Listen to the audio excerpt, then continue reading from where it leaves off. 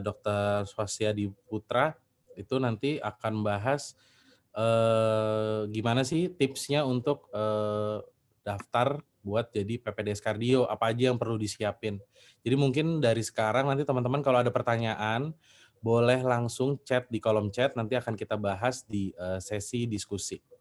Lalu nanti akan ada bahas, EKG, langsung dari founder-nya klub EKG Sriwijaya, nanti ada Dokter Muhammad Rizky Felani, dan nanti di akhir pengalaman jadi, PPDS oleh Muhammad Rizky Hendi Perdana nih. Jadi ini semuanya, PPDS Kardio nih.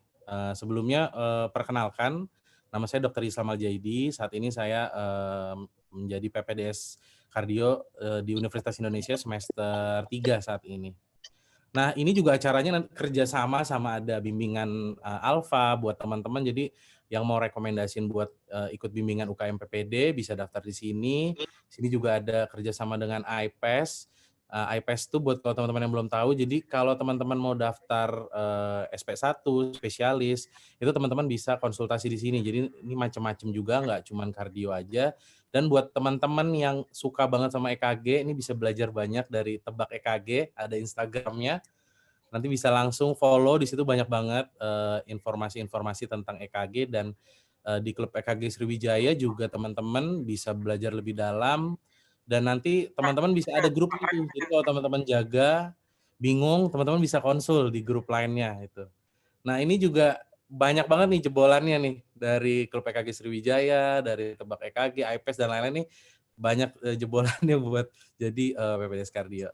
Pertama mungkin kita langsung, Dokter Aldo. Bang Aldo udah join, Bang?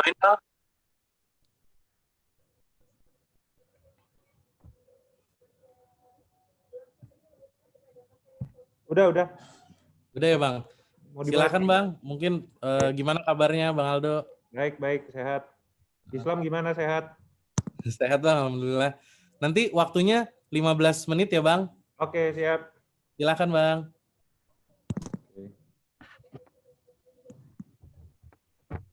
Ya, selamat sore ya teman-teman semua. Nama saya Aldo, PPD semester 5. Dan pada sore hari ini saya akan share sedikit tentang pengenalan sedikit tentang beasiswa LPDP untuk dokter spesialis dan persiapan masuk ke PPDS. Saya sendiri or di LPDP angkatan ke-137. Jadi kira-kira tuh 2 tahun yang lalu kita TK. Ini Twitter saya @aldoverly. Kalau teman-teman ada yang punya Twitter, saya cukup aktif di Twitter. Nah, jadi kenapa saya masuk spesialis ya? Ini gambaran saya waktu di dokter umum ya. Dulu saya bertugas di RSUD Dr. Dori Silvanus ya di Palangkaraya ya. Nah, mungkin sama seperti teman-teman ya, kerjaan seperti sebagai dokter umum tuh menurut saya cukup melelahkan ya, dari pagi sampai malam ya, jaga malam dan sebagainya gitu. Ya mungkin kita semua punya harapan ya untuk menjadi orang yang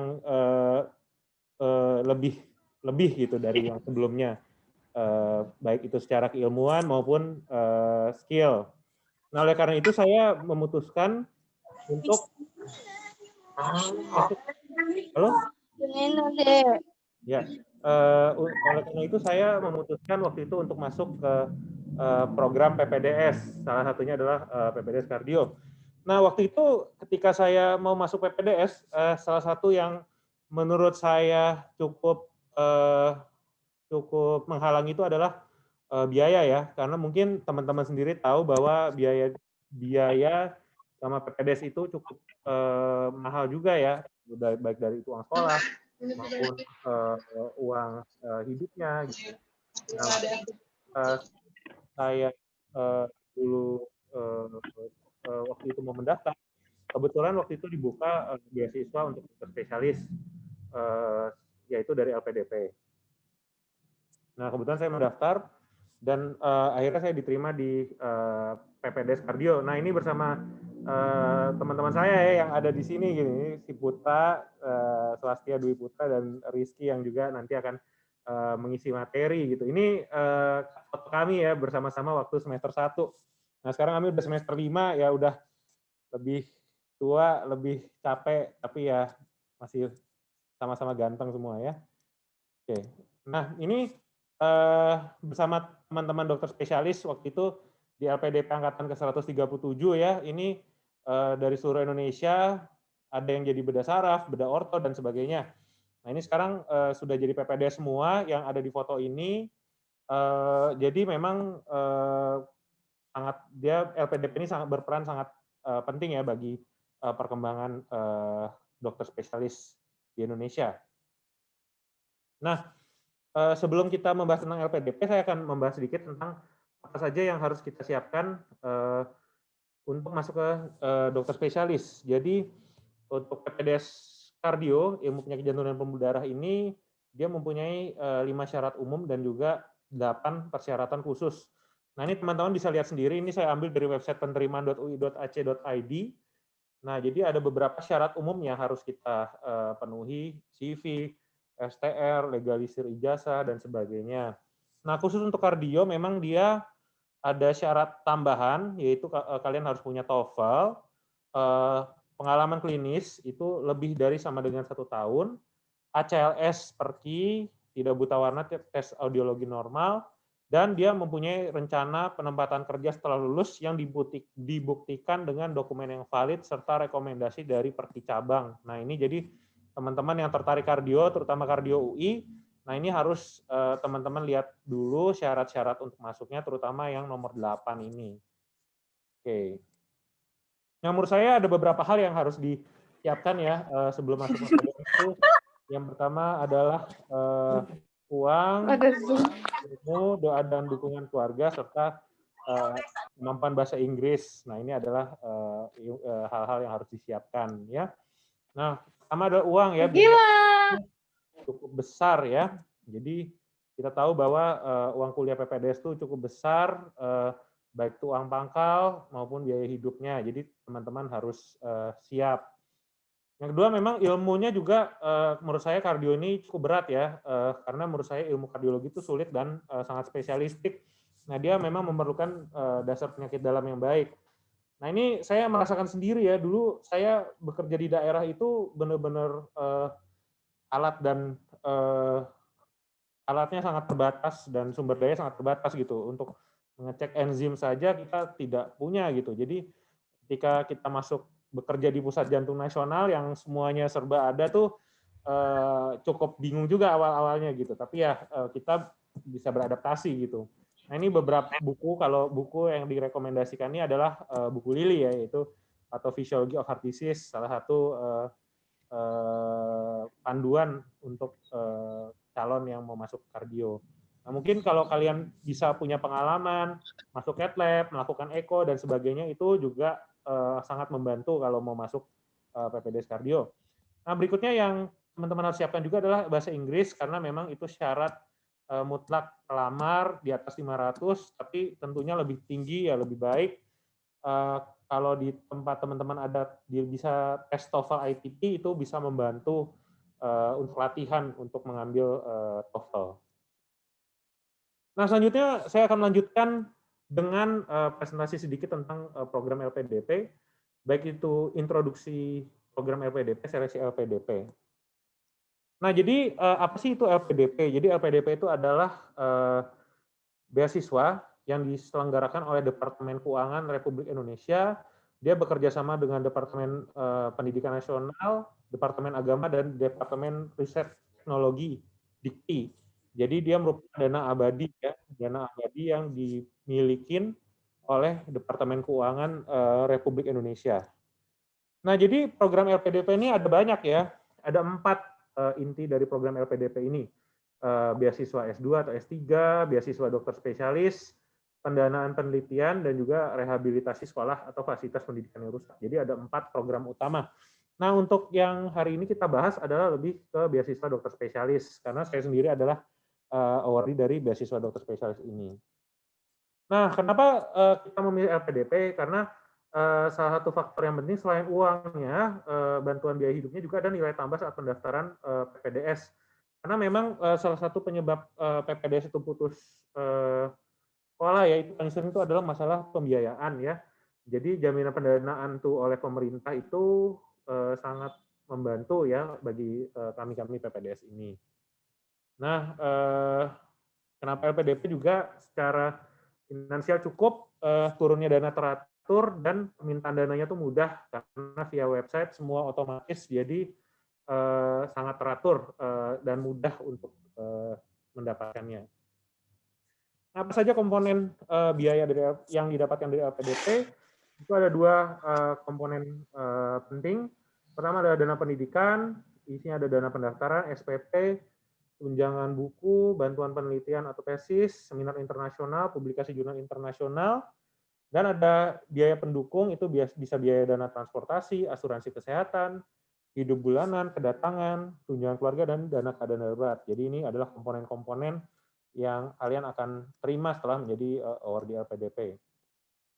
Selain itu ada dana tambahan juga seperti dana pelatihan kursus wajib, ujian keterampilan, dana penyelenggara rumah sakit pendidikan, uji kompetensi, dan sebagainya. Jadi cukup komprehensif ya dapat pendanaannya. Nah, ada dua jenis tipe beasiswa dokter spesialis ini, full funding dan co-funding. Untuk sekarang, setahu saya semuanya sudah full funding saja untuk yang tahun 2019 kemarin. Tapi untuk co-funding ini program tahun 2018 di mana kita bisa memilih sendiri beasiswa apa yang kita mau peroleh. Misalnya saya hanya minta uang sekolah saja gitu, atau saya minta uang hidup saja gitu. Nah, itu adalah beasiswa co-funding. Jadi ini kita bisa milih antara mau full funding atau co-funding.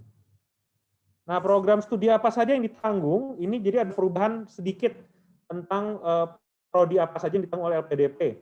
Pada tahun 2018, itu semua prodi itu ditanggung oleh LPDP, namun tetap ada prioritas penerimaan 4 mayor dan 2 penunjang.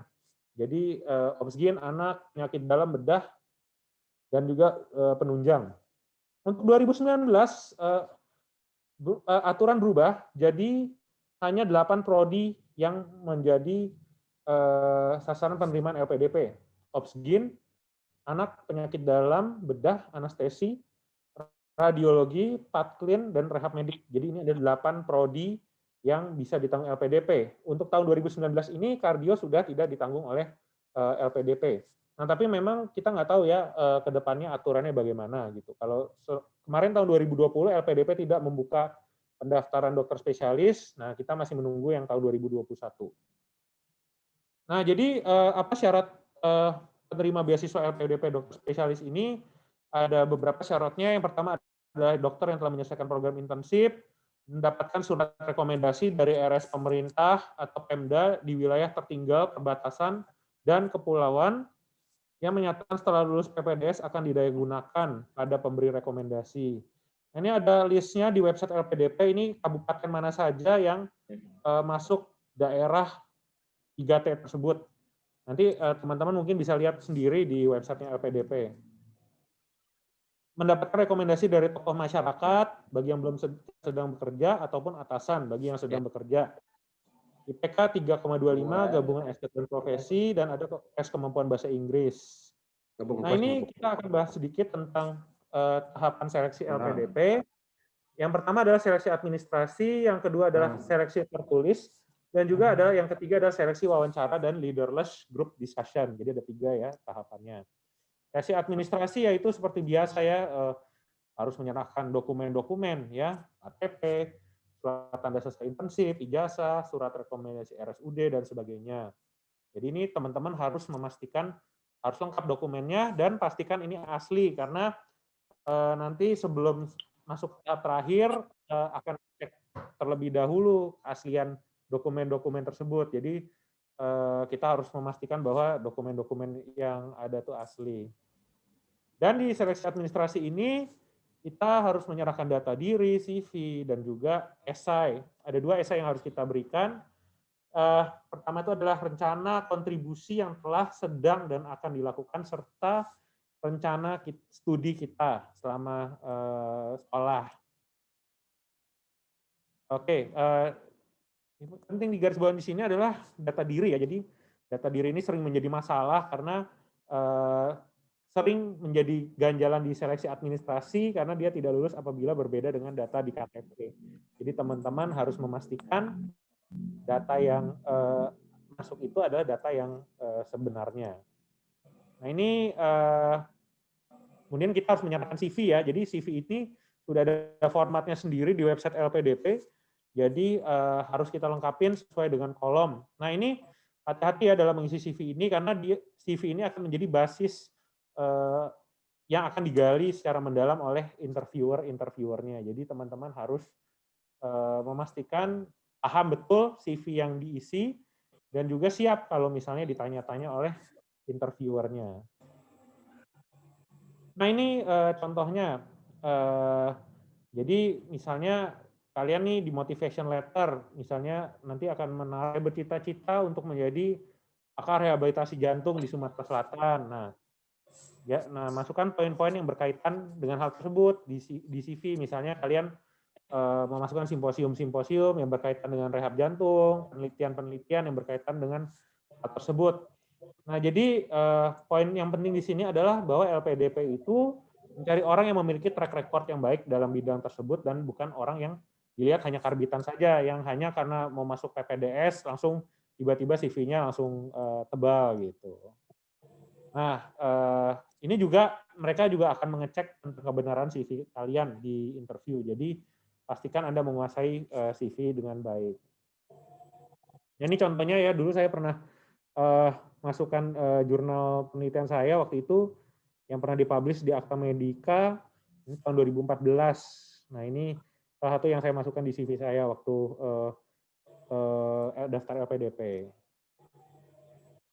Nah ini kalian juga akan diminta untuk membuat esai rencana kontribusi. Jadi harus dibuat kontribusi yang baik, dapat dicapai, terukur dan sesuai dengan masalah yang dialami masyarakat.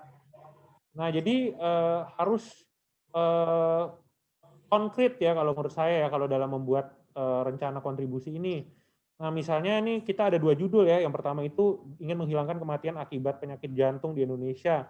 Judul itu menurunkan angka readmisi pasien gagal jantung sebesar 25% di Provinsi Kalimantan Tengah dengan mengoptimalkan komponen rehabilitasi pasien jantung.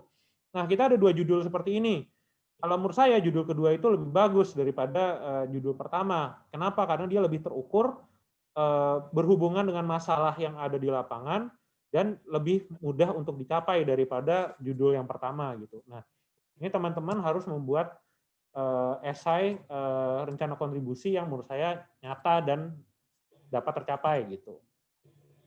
Nah, habis itu Anda juga harus membuat esai yang berupa rencana kontribusi yang menurut saya harus sesuai dengan CV yang ada yang telah kalian buat. Nah, misalnya kalau kita punya motivation letter untuk menurunkan angka readmisi pasien jantung, nah kalian harus masukkan di CV-nya. Mungkin pernah magang di departemen rehab, pernah melakukan penelitian mengenai rehabilitasi, maupun ikut simposium di bidang rehabilitasi. Nah, habis itu Anda juga sebaiknya di esai rencana kontribusi ini mungkin mengkaitkan dengan pengalaman saat bekerja atau berkontribusi di masyarakat. Nah, ini juga harus dimasukkan. Nah, penting juga di sini kita sebaiknya itu membuat esai yang berkaitan dengan program-program pemerintah dan isu-isu yang sedang hangat di masyarakat. Karena kita harus ingat bahwa LPDP ini adalah program pemerintah, sehingga apabila berkaitan kita membuat esainya ini dengan program-program yang ada di masyarakat dan masalah-masalah yang ada, maka itu dinilai lebih menarik. Nah, ini ada dulu saya ketika mendaftar LPDP ini waktu itu lagi sangat tren tentang program Nawacita ya, Presiden Jokowi gitu. Nah itu ada 9 program prioritas. Nah ini waktu itu saya ini mengambil tema poin keempat dari Nawacita ya, yaitu membangun dari daerah dan desa. Jadi saya waktu itu mengaitkan isu masalah jantung di daerah dan kaitannya dengan otonomi daerah. Jadi bagaimana daerah itu bisa membangun sendiri pelayanan jantung yang berkualitas gitu. Nah, mungkin teman-teman bisa mengambil isu-isu yang sedang menarik gitu di masyarakat. Nah, yang kedua juga teman-teman harus membuat tentang rencana studi untuk rencana studi ini teman-teman harus buka website Departemen Kardio. Di sini kita bisa lihat SKS-nya apa saja di kardio dan juga kira-kira tesis apa yang teman-teman mau akan buat selama nanti menjadi PPDS. Nah, ini seleksi kedua. Ini adalah artis ya, si Mbak Maudi Ayunda ya, yang juga merupakan award di LPDP. Nah, ini dia sedang mengerjakan tahap 2 ya, seleksi tahap 2, yaitu seleksi komputer dan juga menulis esai. Jadi di tahap kedua ini ada 3 tes yang akan diuji. Pertama ada TPA, yang kedua adalah soft skill, dan yang ketiga adalah on the spot essay writing. Nah, kalau tahap 2 ini nilainya murni berdasarkan nilai TPA-nya. Jadi TPA-nya itu persis seperti TPA PNS ya, bagi teman-teman yang pernah PNS. Jadi ada tes matematika, bahasa, dan logika gitu. Nah, ini murni berdasarkan nilai TPA kalian. Yang nilainya lebih dari 60%, di tempat ujian kalian biasanya akan lolos ke tahap berikutnya.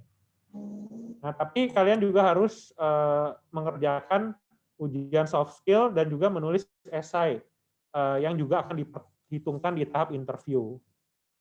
Nah, jadi ada 3 komponen ya tes TPA ini, ada matematika, verbal, dan logika, dan tidak ada pengurangan nilai. Ya, contoh soal TPA-nya itu biasanya ada sebuah kue dibutuhkan 4 hari dengan 7 orang. Berapa hari yang dibutuhkan apabila jumlah pekerja 3 orang gitu. Ini sebetulnya soalnya nggak terlalu susah sih matematikanya. Nah, verbal ini juga sangat mirip ya dengan tes PNS. Ya, ini soalnya banyak berkaitan juga dengan ilmu-ilmu sosial. Misalnya Tokyo ibu kota Jepang, Kolombia ibu kotanya apa gitu. Nah, ini adalah contoh TPA verbal. Nah, logika ini juga sama dengan tes TPA CPNS, itu biasa ada logika formal dan soal cerita. Ya, ini ya semua anggota asosiasi profesi harus hadir dalam rapat. Dokter adalah anggota asosiasi, maka dokter harus hadir dalam rapat gitu. Contoh-contoh soal logika. Nah, ini yang kedua adalah tes soft skill. Nah, ini juga pilihan ganda. Ini juga mirip dengan tes kepribadian CPNS. Jadi jawablah dengan pilihan yang terbaik. Nah, misalnya soal-soalnya apabila Anda menemukan uang beasiswa rekening Anda berlebih, apa yang Anda lakukan? A, menyimpan, B, mengembalikan, C, mengembalikan atau diminta, D, mentraktir teman gitu. Nah, itu pilihlah yang paling sesuai. Dan yang ketiga adalah on the spot essay writing. Jadi dia biasanya menulis mengenai topik aktual. Biasanya ini melihat kemampuan kita untuk menulis dan kemampuan kita untuk memberikan pendapat. Nah, ini contohnya nih biasanya topik-topik yang aktual ya untuk tahun itu. Misalnya waktu itu sedang tren tentang defisit BPJS. Lalu itu tentang zonasi SMA. Waktu itu sedang tren pemindahan ibu kota ke Kalimantan gitu. Nah, itu kita coba menulis esai tentang topik-topik tersebut. Nah, ini jangan lupa esai yang kalian buat di tahap kedua ini nanti akan digali lebih lanjut nanti pas interview. Jadi kalian harus ingat apa yang kalian buat di esai ini karena nanti akan ditanya oleh penguji di tahap interview. Nah, yang ketiga adalah seleksi interview dan LGD. Jadi ini menurut saya interview LPDP ini serem sekali ya. Menurut saya interview LPDP ini lebih serem daripada ujian interview di Harvard gitu. Nah, ini adalah artis juga ya, Kak Camila, dia juga award di LPDP ke Amerika. Oh iya. Nah, jadi untuk bagian ini biasanya ini adalah tahap yang paling menentukan ya untuk seorang menerima beasiswa LPDP atau tidak. Nah, jadi nilai maksimumnya itu ada 1000, nilai wawancara itu maksimum 800, dan nilai LGD, Leaderless Group Discussion, itu 200. Jadi wawancara itu besar sekali ya nilainya. Nah, pertama kita akan bahas dulu tentang Leaderless Group Discussion. Jadi ya ada diskusi kelompok. Mungkin kalau teman-teman lulusan kurikulum KBK ya, pas FK-nya mungkin teman-teman udah familiar tentang group discussion ya. Jadi berdiskusi tentang tentang suatu topik gitu. Nah, ini biasanya membahas tentang isu-isu mutakhir ya di masyarakat. Nah, biasanya membahas tentang pro dan kontra terhadap suatu isu tertentu. Jadi nanti ditentukan ada suatu topik, misalnya pemindahan napi korupsi ke Nusa Kambangan. Nah, ini dulu saya dapat topik ini nih, pemindahan napi korupsi ke Nusa Kambangan. Ada 4 orang yang masuk dalam grup pro dan 4 orang tuh masuk ke dalam grup kontra. Nah, jadi nanti ada aspek yang dinilai, bisa kemampuan menyampaikan pendapat, kemampuan mempengaruhi orang lain, kesopanan, kemampuan berkomunikasi, dan juga disiplin. Nah, nanti ini adalah hal-hal yang akan dinilai dalam leaderless group discussion.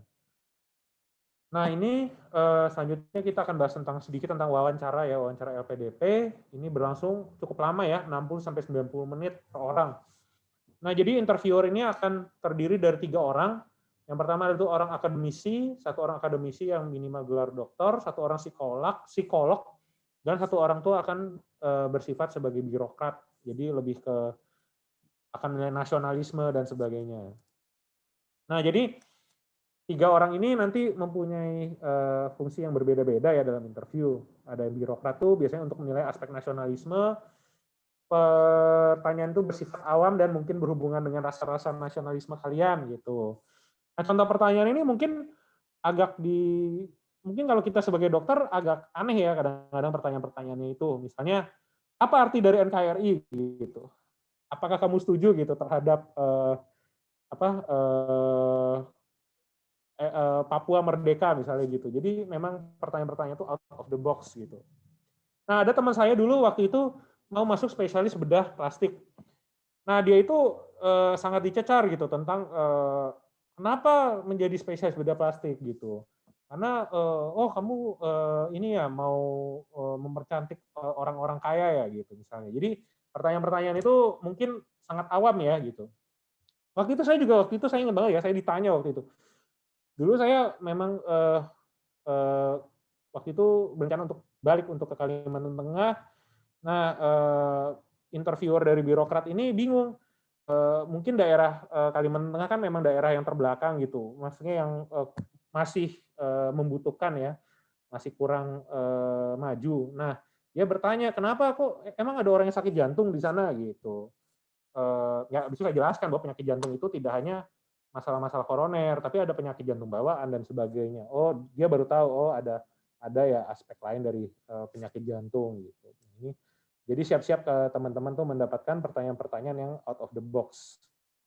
Nah, habis itu psikolog. Nah, psikolog ini yang sangat memberikan pressure ya saat wawancara kalian. Nah, dia akan mencoba menekan, dia bisa membaca ya mimik dari peserta dan akan mencoba menekan peserta dengan pertanyaan-pertanyaan. Nah, dia akan mencoba membaca respon kita gitu. Nah, dia tuh bisa membaca apakah kita berbohong atau tidak, menyatakan sejujur atau tidak. Nah, ini si psikolog ini gitu. Nah, pertanyaan-pertanyaan ini juga menggali hal-hal yang mendalam gitu dalam hidup kita. Misalnya, coba kamu ceritakan apa saat bahagia dalam masa kecil kamu. Dan apakah kamu pernah mengalami kesulitan dan sebagainya. Nah, terakhir adalah akademisi. Nah, akademisi ini dia mencoba melihat kesiapan akademis pendaftar, melihat esai rencana studi, dan mencoba melihat kebermanfaatan topik penelitian yang akan dibuat. Jadi intinya nanti dari penilaian interview ini ada 2 penilaian, direkomendasikan atau tidak direkomendasikan mendapat beasiswa, dengan nilai interview gabungan dari 3 interview itu antara 0 sampai 800. Oke, itu saja ya mungkin sharing saya dari beasiswa LPDP. Mungkin kalau ada pertanyaan nanti diarahkan oleh saudara Islam ya. Oke, makasih. Terima kasih Bang Aldo. Presentasinya lengkap sekali. Jadi teman-teman harusnya udah kebayang ya bagaimana untuk teman-teman apa yang harus dipersiapkan untuk mendaftar ke LPDP. Silakan teman-teman kalau ada pertanyaan silakan ajukan di kolom chat, nanti kita akan bahas di sesi diskusi. Mau ngingetin lagi nanti kita akan ada giveaway hadiah kuis, hadiahnya spesial banget. Jadi nanti oleh pembicara akan diberikan pertanyaan di sesi akhir. Jadi teman-teman fokus pantengin nanti ada kuisnya. Sekarang kita langsung masuk ke materi kedua nih yang udah ditunggu-tunggu juga. Gimana sih caranya untuk apa yang harus dipersiapkan untuk daftar PPDS Kardio? Silakan buat Bang Putra. Ya, selamat malam semua. Perkenalkan, saya Putra, PPDS Kardio di FKUI sekarang semester 5. Masuknya bareng juga dengan Dr. Aldo tadi dan juga Dr. Rizky ya. Mungkin saya mau share screen untuk Aldo. Ya.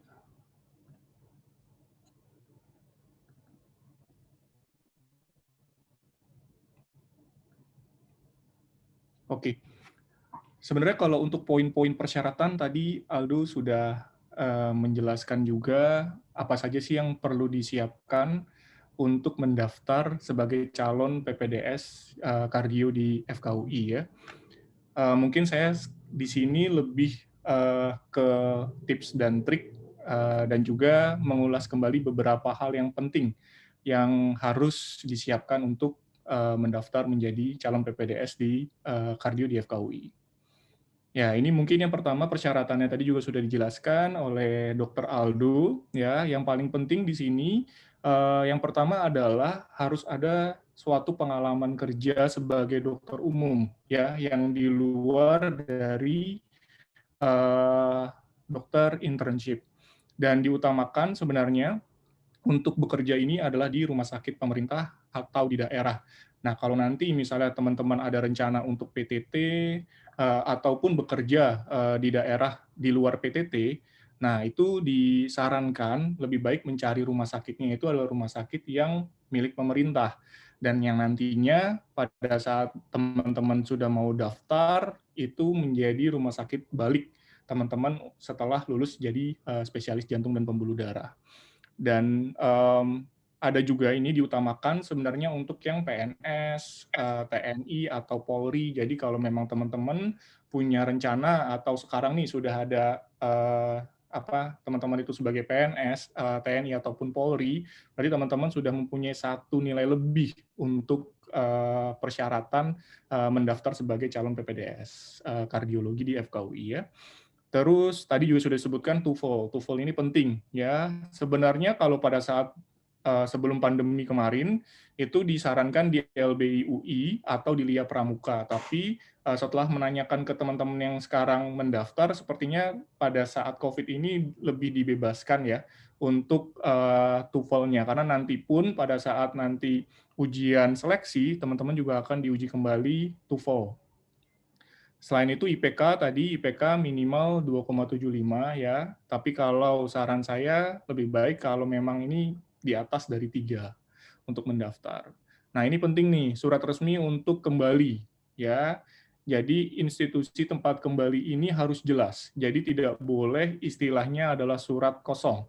Jadi satu contohnya surat kosong itu apa? Teman-teman mungkin belum pernah bekerja di rumah sakit tersebut, punya kenalan dan akhirnya meminta rekomendasi. Nah, itu hati-hati karena ada beberapa juga pengalaman dari teman-teman yang pernah daftar dengan hal yang seperti itu ternyata menjadi masalah pada saat nanti wawancara.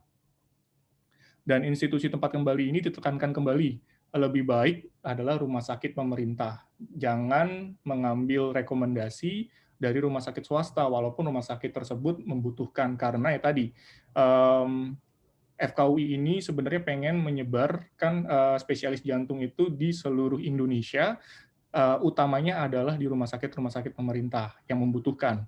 Nah, terus surat rekomendasi dari Perki setempat ini sebenarnya disarankan. Jadi kalau misalnya di tempat daerah teman-teman ini belum punya Perki, ya ini tidak dipaksakan sebenarnya. Tapi kalau misalnya di provinsinya ada Perki dan bisa untuk mendapatkan surat rekomendasi dari Perki provinsi sana, itu lebih baik ya. Dan juga sertifikat ACLS dari Perki yang masih berlaku, ini penting. Jadi ini adalah syarat-syarat yang harus dipenuhi oleh teman-teman yang mau daftar. Nah, terus selanjutnya ini ada ujian. Jadi setelah nanti pengumpulan berkas, teman-teman nanti akan masuk ke tahap ujian. Tahap ujian tadi adalah mengumpulkan syarat-syarat wajib, yaitu adalah berkas-berkas. Tadi sudah sempat di-share juga sama Dr. Aldo, itu adalah langsung dari website UI, jadi teman-teman juga bisa langsung akses di websitenya persyaratan lengkap untuk mendaftar apa saja. Dan yang kedua, itu ada psikotes. Nah, dulu pada saat kami mendaftar, psikotesnya itu masih dalam bentuk temu muka, ya. Dan sekarang kalau tidak salah tuh mereka sudah dalam bentuk tugas dan di-emailkan. Dan nanti di psikotes ini juga ada wawancara dengan psikolog. Nah, wawancara dengan psikolog ini mungkin sistemnya adalah by Zoom kalau sekarang pada zaman COVID. Tapi kalau dulu kami adalah tatap muka. Nah, apa saja sih yang ditanyakan oleh psikolognya? Yaitu sebenarnya cuman keseharian kita, ditanya motivasi kita, kenapa mau mengambil spesialis, ya sebenarnya basic atau dasar aja sih pertanyaan-pertanyaannya. Terus yang ketiga akan ada tes TOEFL juga. Tes TOEFL yang di sinilah yang menurut saya teman-teman harus maksimalkan. Tadi kan syaratnya adalah di atas 500 ya. Sebenarnya target yang aman istilahnya ya, itu sebaiknya di atas 550 dan lebih baik lagi kalau memang bisa di atas 600. Itu nilai poin plus buat teman-teman. Terus yang keempat adalah ujian tertulis departemen. Nah, ujian tertulis ini adalah ujian MCQ sebenarnya, ABC. Nggak perlu takut karena mungkin teman-teman, aduh saya di bidang kardiologi ini masih belum banyak ilmunya. Nggak. Jadi ujian tertulis ini sebenarnya mereka ini menguji atau menanyakan hal-hal yang basic atau dasar, yaitu adalah ilmu fisiologi. Dan kemarin itu memang banyak sekali faal-faal yang ditanyakan. Jadi menurut saya untuk persiapan teman-teman untuk menghadapi ujian departemen ini adalah mempelajari mengenai fisiologi. Karena tidak ada, seingat saya itu tidak ada soal yang menanyakan mengenai suatu penyakit, tetapi mereka selalu mengaitkan dengan fisiologinya itu apa, ya mekanisme kontraksi dan lain-lain itu semua pasti ditanyakan. Jadi lebih baik membaca buku-buku yang berkaitan dengan fisiologi, terutama adalah fisiologi jantung. Nah, yang kelima ini adalah SIMAK UI ya. SIMAK UI sebenarnya seperti biasa, dia akan diuji adalah TPA dan juga bahasa Inggris. Nah, sebenarnya SIMAK UI ini merupakan menurut saya adalah ujian yang paling susah. Kenapa? Karena satu, matematika dasarnya itu memang sulit.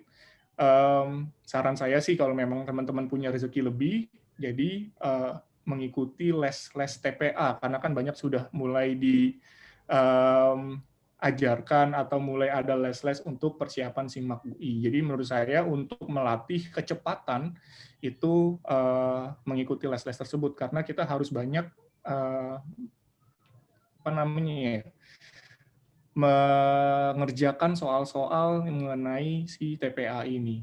Dan kalau bahasa Inggris itu pengalaman saya bacaannya itu panjang-panjang ya, tetapi waktunya singkat. Di sini teman-teman diuji bagaimana kemampuan membaca cepat teman-teman dengan screening mendapatkan satu kesimpulan yang ditanyakan nanti di soal-soal di bahasa Inggris itu. Dan yang keenam, ini wawancara dengan spesialis jiwa ya. Nanti pada saat teman-teman masuk ke tahap 2 ya, nanti akan ada ini adalah tahap 1 ya, dari psikotes, TOEFL, ujian tulis departemen, SIMAK UI itu merupakan tahap 1. Nanti akan disaring, biasanya akan dipilih sesuai dengan kebutuhan sih, tapi rata-rata adalah sekitar 20-an, itu nanti akan masuk ke tahap 2. Di tahap 2 itu nanti teman-teman akan diuji yaitu adalah wawancara ya, wawancara dengan SPKJ ya. Itu nanti wawancaranya itu sebenarnya lebih ke personality. Nanti teman-teman akan digali bagaimana sih personality teman-teman ya. Terus ada lagi situational judgment test. Situational judgment test ini dia sebenarnya itu dia kayak tes kepribadian juga. Jadi nanti teman-teman akan dihadapkan dengan soal-soal. Soal-soalnya itu nanti akan menanyakan suatu situasi. Contohnya, misalnya teman-teman berada di IGD, ya, lagi jaga IGD, jaga paling junior. Dan kaptennya itu tidur. Sedangkan ada pasien yang sedang gawat. Nah, nanti pilihan teman-teman apa? 1, misalnya bangunin kapten. 2, terapi awal pasiennya. Nah, seperti itu. Nanti dilihat bagaimana teman-teman kesiapan dari teman-teman itu untuk menghadapi suatu masalah. Dan yang terakhir, ini adalah yang menurut saya adalah paling menentukan, itu adalah wawancara departemen. Wawancara departemen ini pertanyaannya tidak bisa ditebak, ya, jadi bisa meluas kemana-mana, tapi yang paling penting adalah yang pasti akan ditanyakan adalah tempat balik teman-teman. Nah, disinilah mereka akan memastikan bahwa tempat balik teman-teman ini memang benar-benar rekomendasi dari rumah sakit yang membutuhkan dari rumah sakit pemerintah, jadi bukan kayak rekomendasi kosong, ya.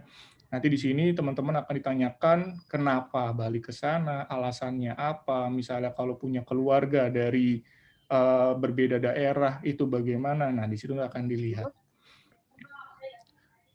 Itu adalah yang untuk ujiannya.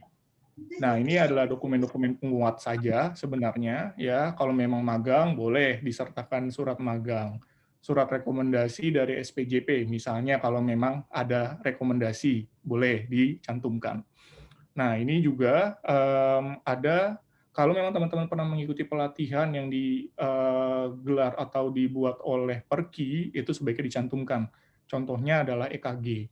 Nah, ini menjadi satu perhitungan soalnya untuk penilaian.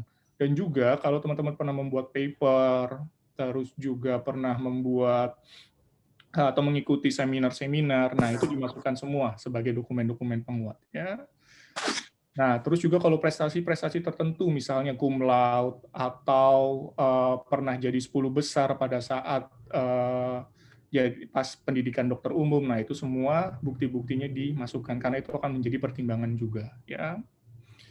Dan kalau bakat tertentu ya misalnya, contoh kalian bisa main bola, terus juga main musik, itu akan menjadi suatu nilai plus buat kalian. Ya. Nah, ini adalah tips dan trik menjadi residen. Ya, ini sebenarnya hanya sharing saja, nggak mutlak. Jadi misalnya, kalau teman-teman mendaftar mau jadi residen kardio, itu hanya permintaan dari orang tua, atau ikut-ikutan teman, menurut saya, urungkan niat, jangan daftar. Ya, karena pendidikan itu, pendidikan spesialis apapun ya, bukan hanya kardio, itu adalah pendidikan yang berat. Kalau teman-teman bukan passion-nya untuk masuk ke menjadi residen tersebut, itu akan berat sekali untuk menjalani hidup sehari-hari. Terus juga yang kedua, pelajari skill khusus nih, mumpung sekarang masih ada waktu, menurut saya, pelajari skill-skill khusus. Nah, apa aja sih skill-skill yang dibutuhkan biasanya saat jadi residen? Yang pertama, main bola tuh. Dokter Rizky itu jago banget main bolanya. Ya, main bola ini main bola lapangan ya, bukan main bola PS. Nah, terus yang kedua, main musik. Ya, main musik, menyanyi, ya itu semua akan menjadi nilai plus buat kalian pada saat wawancara nanti. Nah, yang ketiga, ini create art. Create itu maksudnya kreatif artistik. Itu apa? Jadi kalian misalnya membuat desain, poster, dan lain-lain. Nah, ini sebenarnya bisa dipelajari menurut saya. Jadi kalau sekarang mumpung masih ada waktu untuk menambah skill kalian, ya soft skill kalian, itu bisa dipelajari cara desain poster, cara editing video, ataupun cara pengambilan gambar untuk video. Karena nanti sebenarnya pada saat jadi residen itu akan terpakai sekali skill-skill seperti ini. Contohnya adalah edukasi, ataupun membuat video-video yang dibutuhkan pada saat acara besar yang digelar oleh departemen, itu akan sangat terpakai skill-nya. Yang tadi, terus nilai TOEFL-nya itu ya diharapkan kalau bisa lebih dari 600, tapi kalau memang tidak bisa, ya targetnya adalah di atas 550 sebenarnya. Terus juga paper-paper yang kalian telah buat itu kalau bisa dipublikasikan. Nah, itu kalau sudah sampai ada bukti publikasi itu nilai plus sekali buat kalian, ya. Dan atau kalau memang kalian sudah pernah mempresentasikannya di dalam negeri, ataupun kalau menurut saya lebih jadi pertimbangan lagi kalau sudah dipresentasikan sampai ke luar negeri, itu lebih baik. Jadi mulai dari sekarang kalau ada kegiatan acara yang berkaitan dengan kardio, ada abstrak yang mereka lombakan, diikuti oleh teman-teman semua. Cari-cari tema-tema yang menarik mengenai kardio, ya mungkin yang sekarang-sekarang ini kan lagi in COVID tuh. Cari tema yang kardio dan COVID, mungkin itu akan menjadi suatu paper yang bagus menurut saya. Oke, mungkin itu sekedar tips dan triknya. Ini ada foto pada saat ulang tahun Departemen Kardiologi dan Kedokteran Vaskular FKUI, yang mudah-mudahan harapan kami teman-teman di sini juga bisa bergabung nanti dengan UI ya. Oke, sekian dari saya, terima kasih dan selamat belajar.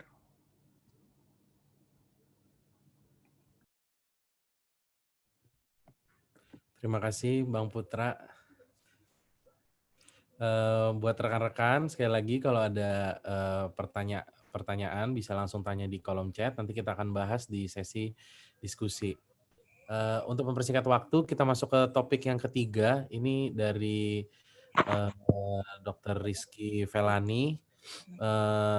Topiknya membahas seputar mengenai EKG. Kenapa sih kita sebagai dokter umum penting banget harus paham EKG? Kenapa kita harus jatuh cinta sama EKG kalau dari judulnya nih?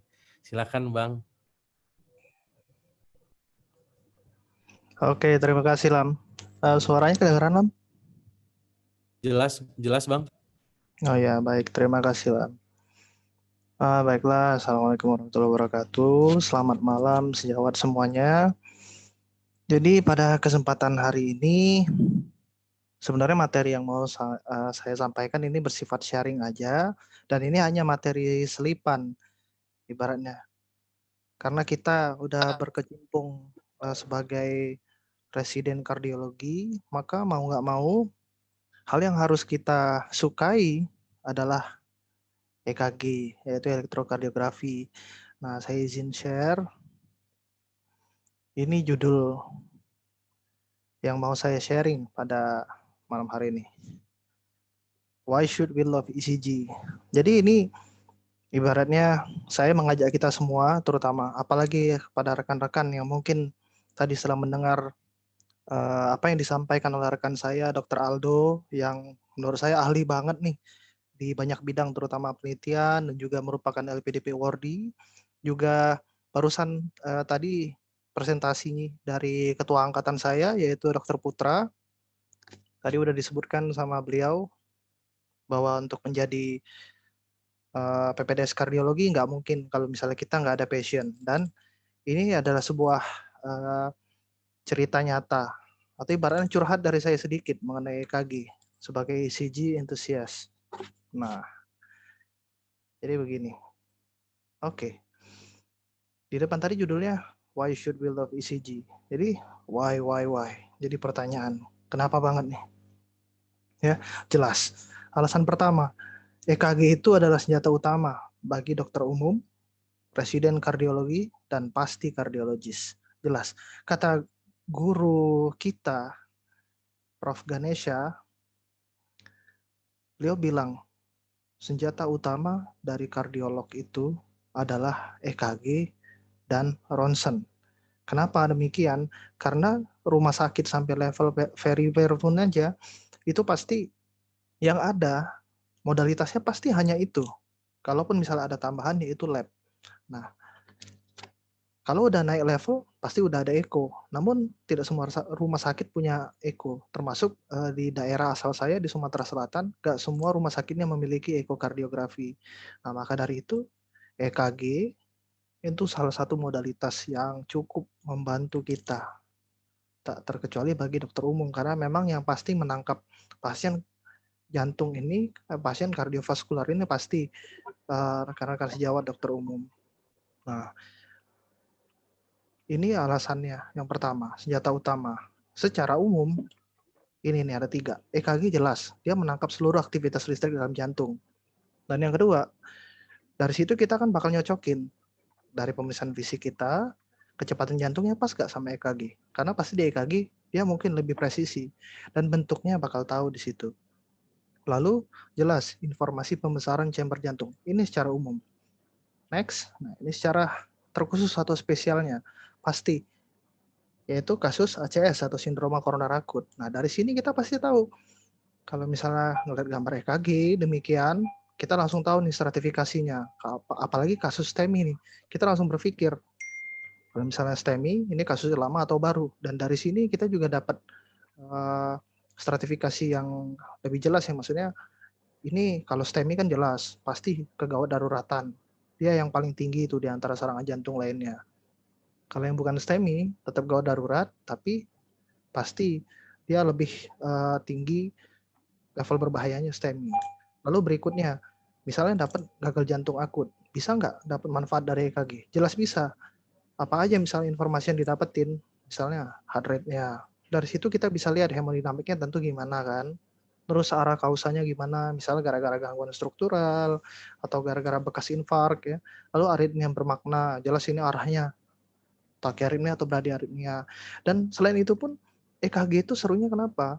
Pada kasus-kasus penyakit jantung bawaan, justru ini bisa menentukan diagnosa banding. Nah, nanti saya lampirkan contohnya. Lalu juga kasus lain jantung, kenapa enggak? EKG insya Allah bisa. Ini contohnya. Jadi kita ngelihat nih gambar EKG 12 lead ya. Teman-teman bisa ngelihat gambaran 12 EKG lead 12 lead EKG ini sepertinya kalau dilihat langsung secara keseluruhan itu pasti kita ngelihatnya, oh ini rumit sekali. Nah, namun kalau misalnya kita telah satu persatu, maka kita ngelihat kriteria khusus. Nah, yang lebih jelas pada slide ini, ya. Nah, ini juga informasi aja. Jadi sebenarnya pada pasien-pasien dengan emboli paru akut kan itu jelas bukan termasuk yang ibaratnya hal yang umum ditemuin dibanding STEMI, tapi emboli paru akut merupakan salah satu dari tiga diagnosa banding kalau misalnya kita nemuin pasien dengan nyeri dada akut. Yang kita takutin jelas 3, ACS, emboli paru akut, atau diseksi aorta. Nih, ini ada clue-nya. Jadi kalau misalnya kita ngelihat pasien-pasien dengan curigaan nyeri dada itu, kalau bukan STEMI, kita langsung cari ada nggak kriteria ini ya. Di sini ada nih ya, S1 key sama T3 ya. Terus aksis ke kanan ya, ini seru sekali EKG. Cuma dari gambaran ini ada yang nggak spesifik. Misal di sini nggak ketemu sinus takikardi, ya kita cari aja kriteria lainnya. Nah, yang khas banget di sini nih contohnya nih di pasien ini. Dia ada sinus takikardi, aksis ke kanan. Ada nih kiriman tak ada renol. Kiriman tak ada renol. Oh iya. Ya. Iya, 3 paket. Kepada Kenapa peserta. Cepat. Ya, saya nonaktifin dulu ya. Jadi lanjut nih ya. Jadi sebenarnya di EKG itu kenapa seru? Karena dia nggak melulu soal gangguan irama, terus juga STEMI ya. Kata saya tadi ya EKG bisa menangkap juga yang selain kasus jantung secara umum ya, misalnya emboli paru akut ini. Jadi dari sini kita dapat informasinya apa aja nih kira-kira. Kalau kriterianya ketemu, kita harus curiga.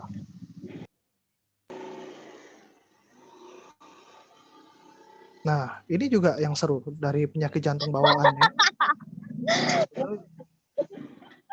Sebenarnya kita bakal ketemu juga ya pada kasus-kasus penyakit jantung bawaan seperti ini ya, tetralogi ovalo. Pada awalnya kan tentu mungkin bagi dokter umum ya, apalagi ya terus terang aja, kita PPDS pun pasti akan kesulitan untuk mendiagnosa penyakit jantung bawaan secara langsung kayak gitu. Nah, modalitas-modalitas yang bisa membantu kita jelas EKG, ronsen itu membantu sekali, dan dari EKG kan kita bisa melihat nih, oh kayak gini setelah kita dengar ada murmurnya di mana misalnya murmurnya udah dapet daerahnya di mana, daerah tertentu ya, terus kita cocokin nama EKG-nya. Dan kalau misalnya pada pasien-pasien dengan tetralogi ovalo kan ada ciri-ciri khas, misalnya nih yang paling terkenal ya, kita lihat ada abrupt R ya, atau kita kenal sebagai sudden transition, di mana di V1-nya ini kencang banget ya, defleksi positif R-nya, terus tiba-tiba dia defleksi R-nya itu kalah sama S, jadi S-nya yang dominan, dia mendadak, jadi sudden transition. Ini merupakan salah satu kunci diagnosis dari RVOT obstruction ya. Jadi salah satunya adalah tetralogi ovalo, yang lainnya mungkin bisa pulmonary stenosis kayak gitu. Nah, ini juga salah satu kasus yang pernah saya presentasikan. Ini seru sekali kasusnya. Ya, jadi pasien bayi usia 1 hari itu baru lahir, berarti datang ke harapan kita 2 hari. Nah, jadi dia datang dengan total AV block dengan junctional escape rhythm. Terus dari pemeriksaan fisik, sepertinya kan agak susah untuk dinilai kira-kira apa sih ini kelainannya. Cuma kita dapat informasi nih di lead prekordial, kita lihat seharusnya kalau bayi baru lahir tentu di lead V1 itu defleksi QRS-nya positif kan, karena dia masih right ventricular dominan ya, karena sirkulasi pasca dia lahir pasti masih didominasi oleh ventricle kanan. Nah, dia baru berubah pada saat dia lahir. Sedangkan kalau di sini kita lihat di lead V1 ini justru kebalik, dan harusnya di V6 kan dia tetap positif, namun dia juga kebalik. Jadi kita harus curiga ini ventricular inversion kayak gitu.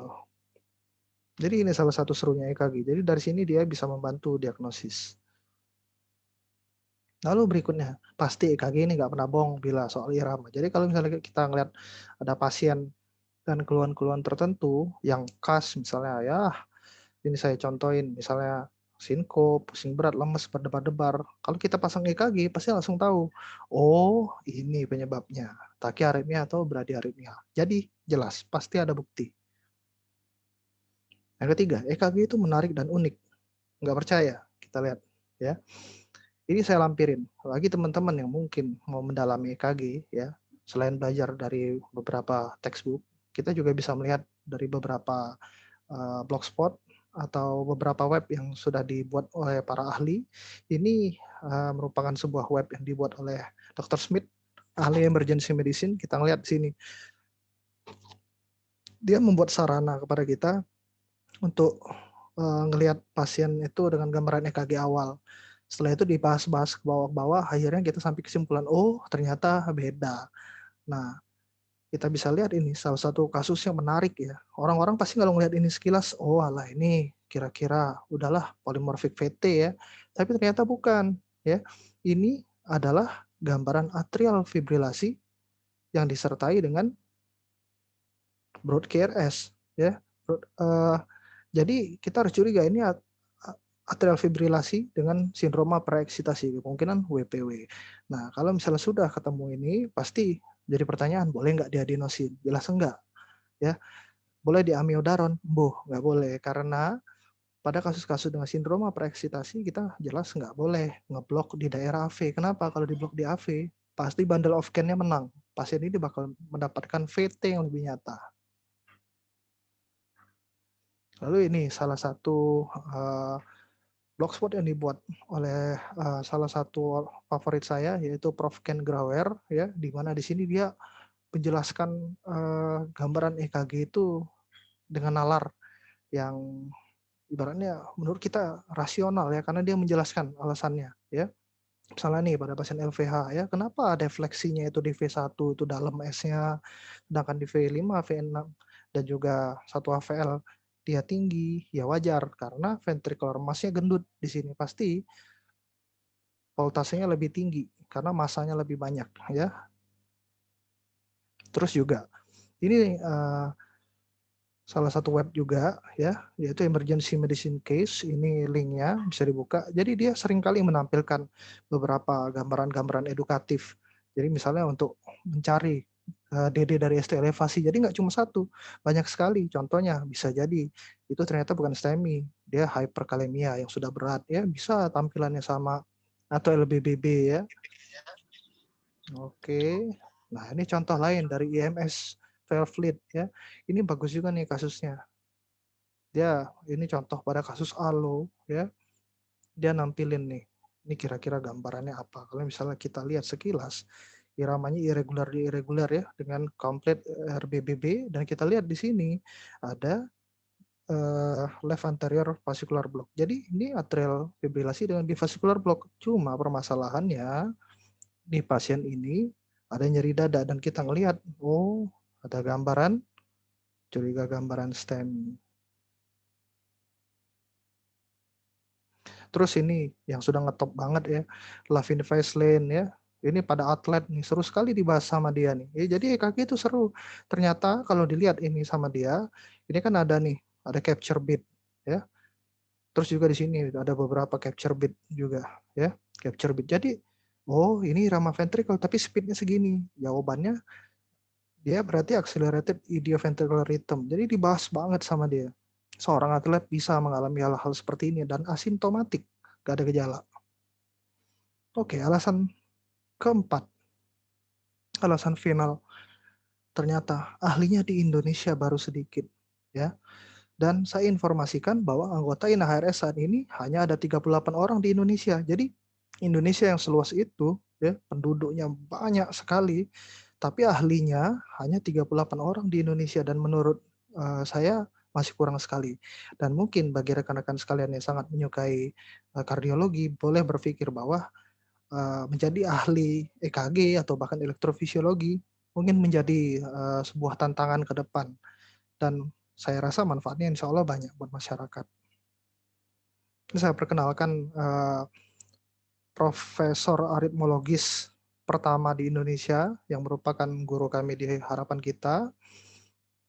Terus juga yang di paling kanan ini Dr. Diki Hanafi, beliau sekarang adalah presiden dari INAHRS.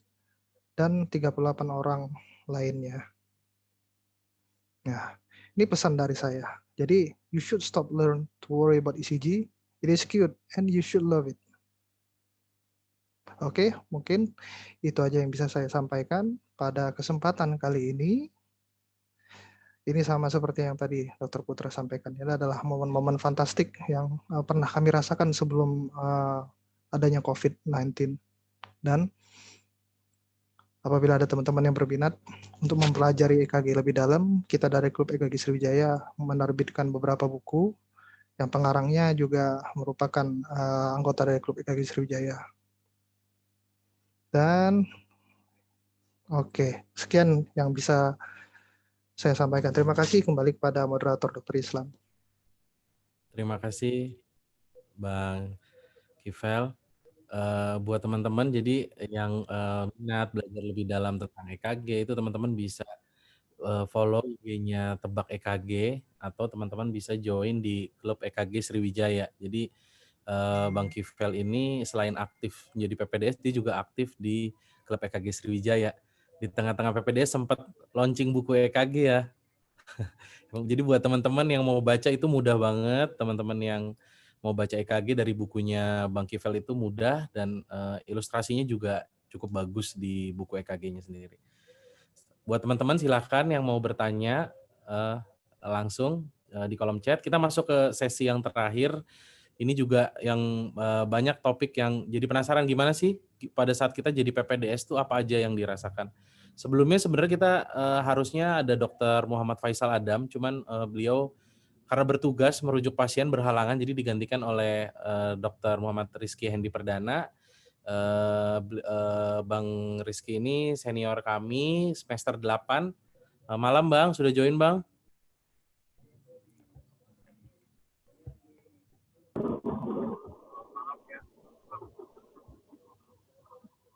Suaranya belum terdengar, Bang. Kalau sekarang udah kedengaran? Ah, jelas. Silakan, Bang. Langsung, Bang. Ya, malam. Sebelumnya, sorry banget masih di perjalanan, jadi nggak bisa nyalain kamera. Makasih buat panitia, Kifel, Islam, ada Saga, Icuk, Putra, yang udah ngundang. Jadi sebenarnya diminta untuk benar ngewakilin iPad sih, bagaimana PPDS kardiologi nanti di dalam. Tadi udah banyak dijelasin sama Aldo. Oh ya, Aldo juga tadi. Tadi udah banyak di... Halo, suara saya kedengaran nggak Islam? Jelas, Bang.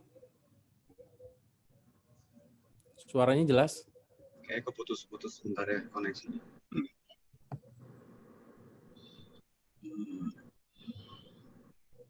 Ya, jadi ingin sedikit share aja tentang PPDS kardiologi. Tadi udah banyak di-share tentang persiapan-persiapan, baik persiapan beasiswa, persiapan persyaratan ujian ya. Sebenarnya di dalam tuh nanti kita akan jalanin proses pendidikan kurang lebih 9 semester. Kurang lebih 9 semester. Dia dibagi jadi 3 tahap sebenarnya secara kronologis ya, secara bagian waktu. Dia dibagi menjadi 3 tahap. Tahap pertama tuh kita sebut batch merah. Nanti teman-teman kalau diterima gabung di PPDS kardiologi kurang lebih dari semester 1 sampai 4 sampai 5 lah. Itu masuk di tahap 1. Tahap 1 tuh kita sebut juga batch merah, di situ tahap kardiologi dasar. Kita akan, intinya dalam proses pendidikan di PPDS Kardio ini, kita akan menjalani tahap-tahap stase, tahap-tahap yang nanti secara bertahap akan semakin naik level kompetensinya. Begitupun level tanggung jawabnya. Yang pertama nih, nanti teman-teman akan masuk ke dalam tahap 1 di batch merah. Nah, batch merah itu kurang lebih stasenya itu stase kardiologi dewasa dasar ya, kardiologi dewasa dasar, kardiologi pediatrik yang paling berkesan nanti mungkin dalam pendidikan, salah satu stase yang paling berkesan karena satu ilmu yang asing, belum pernah kita dengar sama sekali di suatu waktu jadi GP. Mungkin kalau teman-teman ada yang magang sama dokter pediatrik mungkin pernah dengar istilah-istilah di pediatrik. Tapi kalau belum pernah dengar, itu sesuatu yang asing. Terus ya stase eko. Kenapa stase eko di stase eko dasar ya, ekokardiografi dasar? Karena ekokardiografi dasar nih jadi salah satu senjata penting buat kardiologi general ya saat nanti praktek, karena dia juga satu tools lah dengan EKG untuk menegakkan diagnosis. Nah di situ nanti setelah itu dia beberapa stase minor yang penting juga untuk menjadi general kardiologi seperti rehabilitasi medik, kardiovaskuler, vascular medicine, imaging dalam kardiologi juga ada stasenya. Nah di tahap 1 itu kita akan terpapar sama stase-stase dasar. Nah, di stase dasar itu teman-teman bisa lihat di slide itu ada slot jaga. Slot jaga itu mungkin kompetensi jaga ya, level jaga. Nah, ada banyak ruangan yang bisa diisi sama slot jaga PPDS kardiologi karena kebetulan PPDS Kardio ini senternya cuma satu di Rumah Sakit Jantung Harapan kita, dan kita nggak ditemenin sama PPDS prodi lain kecuali BTKV yang memang satu bidang ya, tapi kan dia surgical. Nah, PPDS Kardiologi ini sendiri di harapan kita, jadi setiap ruangan memang cuman kardio yang ngisi. Jadi slot jaganya cukup banyak. Beda sama teman-teman prodi lain di RSCM yang dia semua prodi ada di situ, sehingga dia akan spesifik ngisi jaga di prodinya masing-masing. Nah, di situ saya lihat ada jaga EMG3. EMG itu emergensi. Nah, kita jaga EMG3 itu jaga EMG di level EMG dasar ya. Jadi level EMG3 itu istilahnya gatekeeper-nya lah. Sebagai orang yang mengakses pasien awal, belajar untuk mengarahkan diagnosis, dan beban tanggung jawabnya masih belum cukup tinggi karena memang bertanggung jawab untuk melapor ke EMG2 dan EMG1-nya. Kemudian dari situ ada RR itu rawat anak. Kemudian GP itu bangsal dewasa sama IWM. IWM itu mungkin HCU ya kalau di rumah sakit umum atau intermediate ward. Tapi di situ IWD2. Nah, IWD2 tuh IWM yang ini ya, maksudnya ada chiefnya, tapi dia sebagai jaga IW dasarnya. Nah, di situ setelah kita lewat di semester 5 kurang lebih, akan masuk ke tahap 2. Tahap 2 atau istilahnya batch kuning, atau istilahnya madya. Nah, di madya ini nanti teman-teman sudah mulai dibebankan sama tanggung jawab yang lebih besar. Karena di situ ada stase-stase yang sudah bersifat invasif, kayak istilahnya cath lab ya, diagnosis invasif, terus stase critical care itu di tahap 2 nanti, atau istilahnya sebutannya CVCU ya, critical care cardiac. Nah, begitupun sama slot jaganya. Jadi semakin stasenya semakin tinggi, kemudian tahapnya juga semakin tinggi, slot jaganya juga naik. Istilahnya naik pangkat jaga kalau di kardio. Nah, yang tadinya EMG2 jadi EMG3 jadi EMG2. Terus yang tadinya IWD2 jadi IWD1, terus ada CVC1. CVC1 itu ICCU ya, Cardiac Critical Care Unit ya. Nah, begitupun setelahnya. Nah, di tahap 3, itu di semester 8-9, itu tahap batch hijau, kita sebutnya tahap mandiri. Nah, di situ udah semuanya udah level slot jaga yang chief-nya di setiap ruangan, baik di IGD, di ICCU, maupun di IWM. Semuanya megang posisi chief yang tanggung jawabnya sudah langsung ke konsulen penanggung jawab. Jadi begitulah kurang lebih tahap-tahapnya tuh secara garis besar ya. Boleh slide Islam. Ya, ini sih per semester ya. Kardiologi itu luas banget. Setelah kita masuk di dalam prodi kardiologi baru tahu ternyata kardiologi itu begitu luasnya, sampai hal-hal yang sebenarnya nggak dipikirkan dari awal sebelum masuk, kayak imaging, cardiovascular imaging, terus cardiac rehabilitation. Nah, ini overview PPDS kardiologi dari semester 1 sampai terakhir. Semester 1 kita akan ikut perkuliahan magister di Salemba FKUI. Terus pembekalan tuh kayak kita ketemu konsulen di setiap divisi kardiologi, dikasih topik dasar untuk persiapan masuk ke stase dasar ya. Terus sama jaga ikutan tuh istilahnya kita jaga tapi belum dibebankan tanggung jawab pasien ya, jadi jaga ikutan namanya. Di semester 2 kita akan masuk di stase penyakit dalam. Jadi kardiologi juga ada stase penyakit dalam, internis. Stase penyakit dalam ini kurang lebih 6 bulan di rumah sakit jejaring. Terus ada jaga luar ya, stase penyakit dalam. Slide. Nah, di sini yang mulai, jadi semester 1-2 tuh kita di luar harkit aktivitas stasenya. Kalau sudah masuk semester 3, teman-teman sudah mulai masuk di stase dalam istilahnya kita sebut. Stase dalam tuh dimulai selalu di stase kardiologi dewasa nih, disebut stase bangsal dewasa tuh tempat awal mula masuk ke dalam stase di harkit. Itu kita akan terpapar sama kasus-kasus kardiologi dewasa seperti ya kita tahu heart failure, valvular heart disease, pericardial disease, terus IE, ya masalah-masalah kardiologi klinis yang sifatnya clinical cardiology. Terus setelah itu kurang lebih 3 bulan. Nanti ada stase ilmu penyakit kesehatan anak IKA. Ini bukan pediatrik kardiologi ya. Jadi IKA itu ilmu kesehatan anak secara general yang dipilih divisinya yang masih memiliki kaitan sama kardiologi, misalnya nutrisi metabolik, tubuh kembang, sama infeksi kalau nggak salah ya, sama respirologi. Terus jaga GP itu gedung perawatan dewasa. Nah, ini yang paling berkesan nih, mungkin teman-teman yang tadi pemateri juga setuju nih, stase pediatrik kardiologi 3 bulan. Tadi udah sempat overview kenapa berkesan.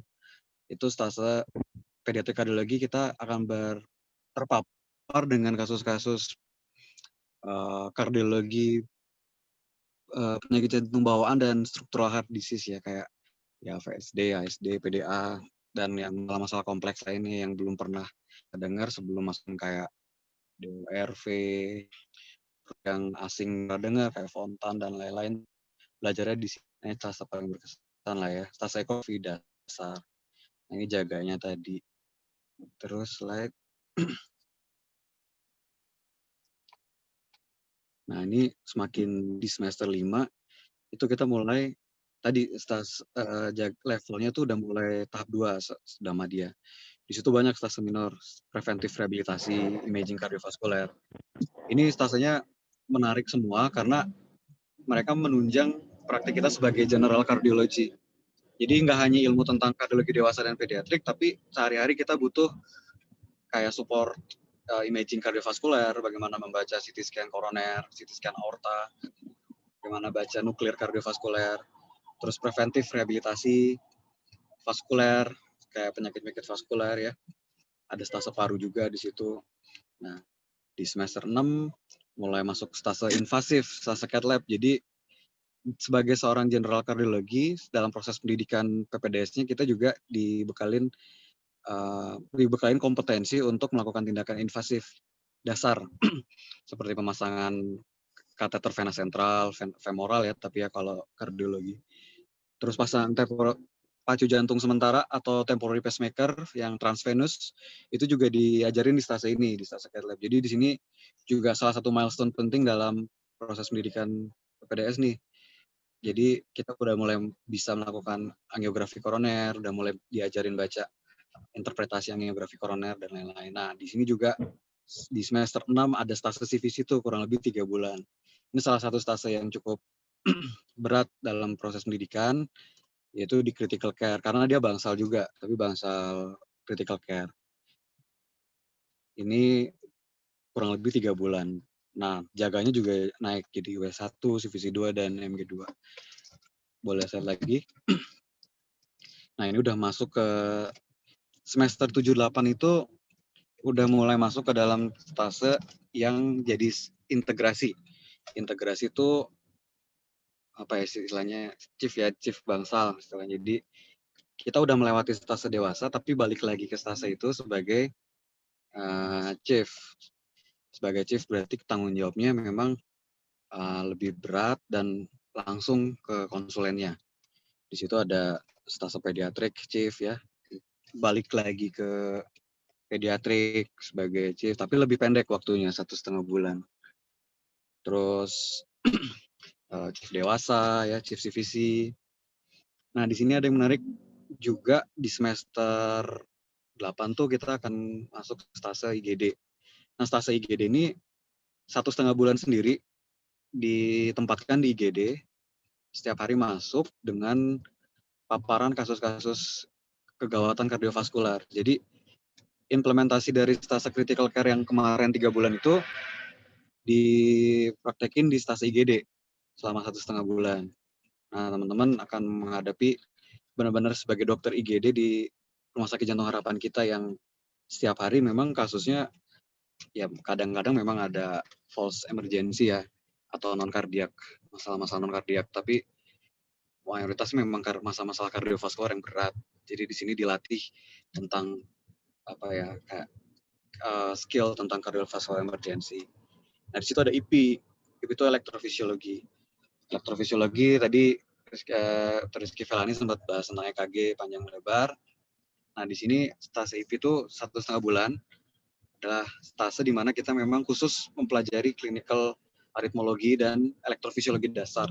Bagaimana IP study ya, bagaimana menentukan masalah kelistrikan jantung ini masalahnya apa dengan prosedur pemeriksaan IP study, Holter, terus bagaimana reprogram pacu jantung permanen, kan orang-orang dengan pacu jantung permanen tuh harus kontrol rutin ke dokter IP ya, elektrofisiologi. Itu kita memang secara mandiri dilepas untuk melakukan reprogram alat PPM. Nah, di situ serunya. Ya udah, setelah itu stase ICU. ICU ini beda dengan critical care. Jadi ICU anak dan dewasa ini stase post-op. Jadi kita juga dibekalin ilmu tentang bagaimana seorang general kardiologi melakukan manajemen atau tata laksana pasien-pasien pasca operasi jantung, baik dewasa atau anak. Nah, di sini juga ilmu baru karena pasien-pasiennya ini memang datang dengan kondisi yang post keluar dari OKA ya. Jadi ilmunya berbeda dengan CVC. Dia lebih kaitannya sama bagaimana fisiologi pasca kanulasi sama ini CPB ya, cardiopulmonary bypass. Itu dipelajarin di stase ICU. Jadi sebenarnya gambarannya seperti itu sih. Udah semester 8 di chief sebagai integrasi dan akhirnya slide di semester 9 kita udah stase mandiri. Nah, di sini stase mandiri itu udah dianggap sebagai PJP lah ya, tapi memang belum lulus. Jadi udah dilepas selama 1,5 bulan ke beberapa rumah sakit jejaring yang udah kerjasama lama sama Departemen Kardiologi FKUI. Seperti RSPKT di Bontang, Kalimantan Timur, terus RSPAD sama RSUD Tarakan di Jakarta Barat. Nah, kayak gitu. SAS integrasi visi dan akhirnya penelitian dan sidang tesis. Kira-kira gambaran detailnya apa yang akan dijalani nanti kalau misalnya diterima sebagai PPDS kardiologi ya, seperti itu. Ada lagi slide Islam? Oh ya, ini kegiatan ilmiah harian ya. Jadi kegiatan ilmiah itu apa sih sehari-hari yang dia akan dialami sama PPDS kardiologi? Yang pasti itu stase. Stase itu adalah kegiatan harian di stase masing-masing kayak tadi yang udah dijelasin per stase ya. Jadi kita stase ditambah kegiatan ilmiah yang jumlahnya juga nggak sedikit. Yang pertama ada konferensi ilmiah departemen. Jadi konferensi ilmiah ini kayak semacam konferensi gabungan semua divisi kardiologi di satu hari, yaitu hari Selasa sama Jumat. ya Selasa dan Jumat sih biasanya. Ini presentasi kasus dari berbagai divisi diputar tuh biasanya. Dari dewasa, apa yang menarik di dewasa, masalah yang lagi perlu dibahas, dipreskaskan. Jadi semuanya dengar. Di pediatrik apa yang lagi menarik, semuanya juga dengar. Jadi diputar tuh pediatrik, dewasa, aritmia, cat lab,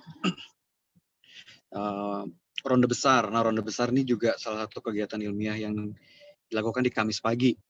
Ronde besar tuh ya kayak ya aja ini ya grand round ya istilahnya. Kita membahas kasus-kasus yang unik dan menarik, tapi didengar sama seluruh peserta konferensi. Nah, kalau bedanya sama konferensi ilmiah, kalau ronde besar tuh datang langsung ke bangsalnya. Jadi kita langsung hands on, langsung lihat pasien yang diceritain di ronde besar itu. Terus yang pasti jelas jaga malam. Jaga malam tuh yang nggak akan lepas dari proses pendidikan di prodi manapun ya. Di kardiologi sendiri, tadi udah dijelasin, pos-pos jaga malamnya ada banyak.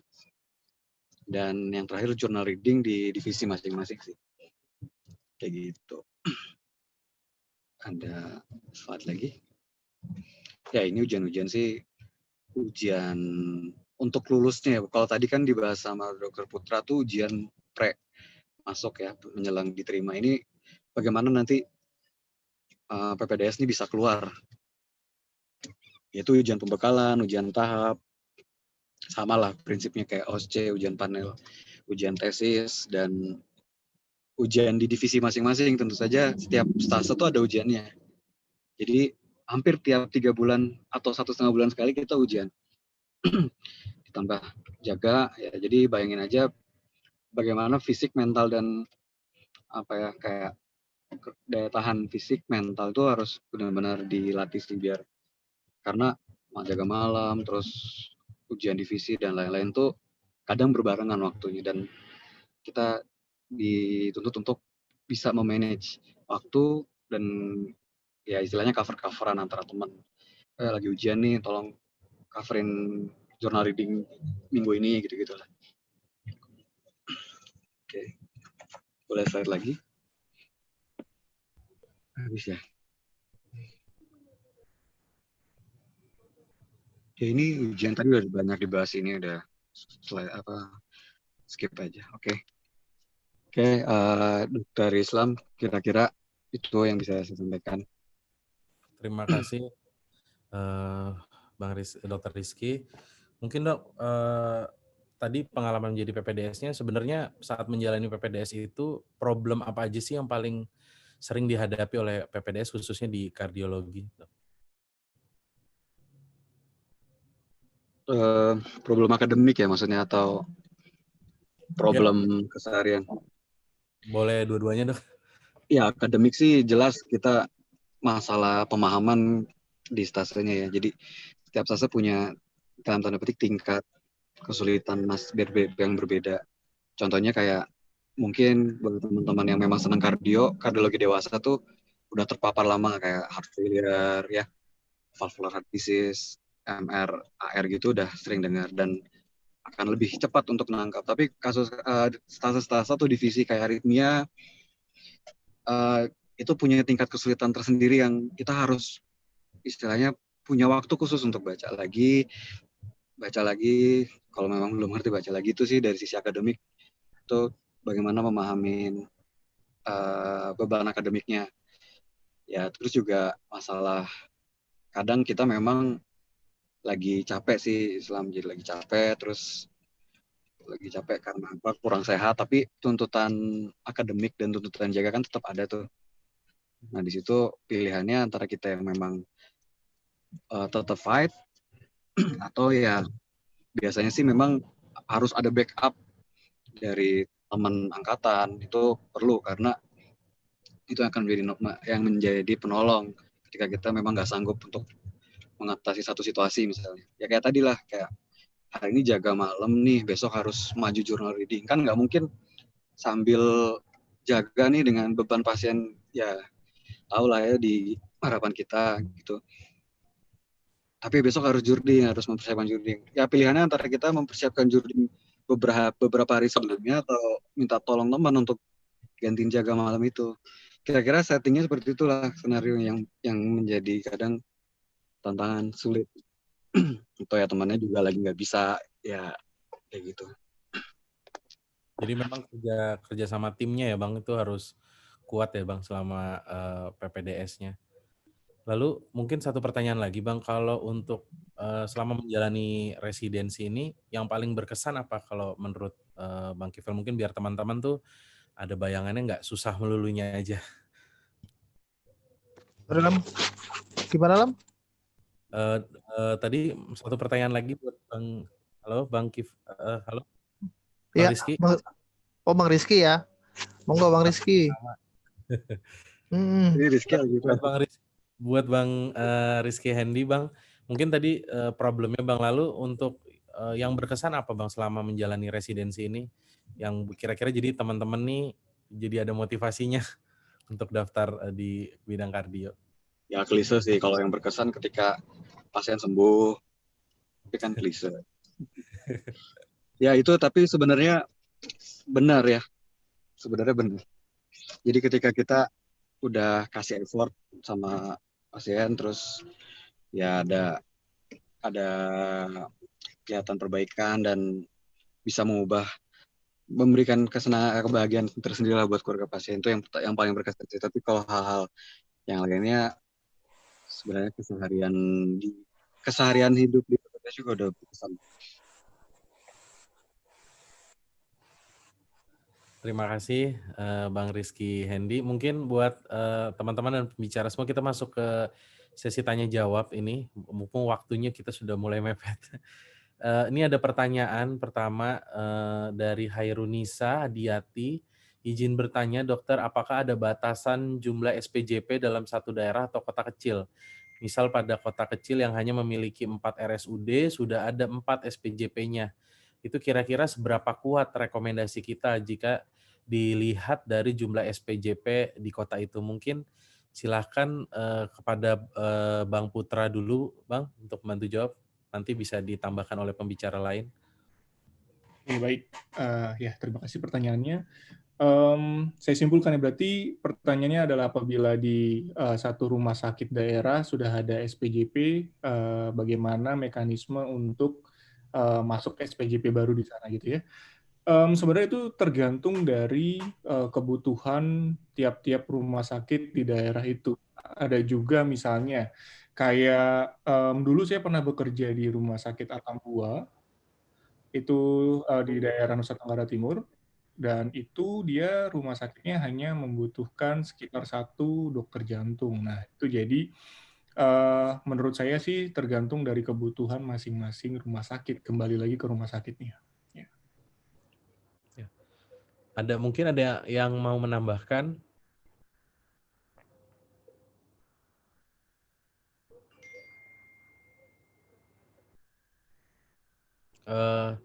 Buat dokter-dokter sekalian, biasanya memang kalau tergantung dari RSUD-nya itu sendiri, fasilitasnya kayak tadi udah dibilang Bang Putra, misalnya udah ada cath lab-nya, itu mungkin kebutuhannya akan nggak satu SPJP, jadi ada chance untuk daftar dari RSUD yang sama, mungkin tambahannya itu.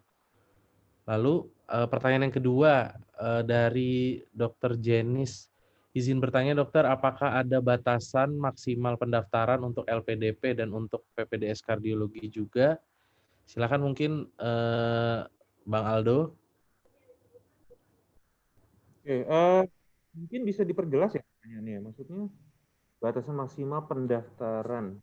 Jadi mungkin percobaan kayak ini apa Bang, kalau daftar kardio kan 2 kali tuh. Oke. Setahu saya batasnya tuh 3 kali ya kalau nggak salah LPDP itu ya, maksimum cobanya ya. Cuman saya nggak tahu apa itu per prodi atau berikutnya kalau misalnya gagal lagi bisa ganti prodi. Soalnya LPDP kan pembukaannya hanya 1 tahun sekali ya, berarti kalau 3 kali gagal ya sudah 3 tahun terlewatin. Oke, makasih. Oke. Satu lagi Bang Aldo, ini dari Muhammad Iksan, izin bertanya untuk Dr. Aldo, jika tidak ada opsi SPJP di bidang yang direkomendasikan LPDP, apakah kita masih bisa mendaftar di bidang yang terdekat, misalnya interna? Lalu jika lulus LPDP, kita mengajukan pindah ke SPJP. Oke, terima kasih ya pertanyaannya Muhammad Iksan ya. Jadi ini memang ada perubahan aturan sebelum tahun 2019 dan setelah tahun 2019. Sebelum tahun 2019 memang memungkinkan ya untuk pindah prodi, tapi setelah tahun 2019 kita sudah tidak mungkin lagi pindah prodi di luar prodi-prodi yang direkomendasikan oleh LPDP. Jadi misalnya kita lulus LPDP interna, ya udah harus interna gitu, nggak mungkin pindah ke prodi di luar yang direkomendasikan oleh. Ya, terima kasih. Terima kasih Bang Aldo. Kita masuk ke pertanyaan berikutnya dari Konita. Izin bertanya dokter, apakah akan ada penyetaraan nilai IPK dari kampus pendidikan dokter sebelumnya, misalnya dari prodi kampus yang akreditasinya hanya B, untuk penilaian di UI yang akreditasinya A gitu. Silakan. Mungkin boleh dari Bang Putra lagi dulu, Bang. Oke. Terkait akreditasi, jadi sebenarnya kalau info ini saya masih belum mendapatkan info yang lebih jauh, tetapi kalau dari website UI sendiri, yang dia menyatakan bahwa IPK yang diminta lebih dari 2,75 itu tidak terbatas untuk akreditasi dari masing-masing universitas. Jadi tidak dispesifikkan harus akreditasi A. Dan juga ada beberapa memang yang pendaftar-pendaftar dari universitas lain yang mendaftar di FKUI Kardio itu yang berasal juga dari universitas yang bukan akreditasi A, dan itu juga bisa masuk ke Kardio FKUI. Menurut saya banyak pertimbangan selain IPK. Jadi misalnya kalau memang teman-teman masih kayak kurang pede dengan masalah IPK, bisa ditutupi dengan persyaratan-persyaratan lain gitu. Cari yang bisa menambah poin kalian pada saat nanti misalnya masuk tahap 2 wawancara. Menurut saya sih. Terima kasih Bang Putra. Mungkin ada mau menambahkan dari Bang Rizky Hendy, Bang?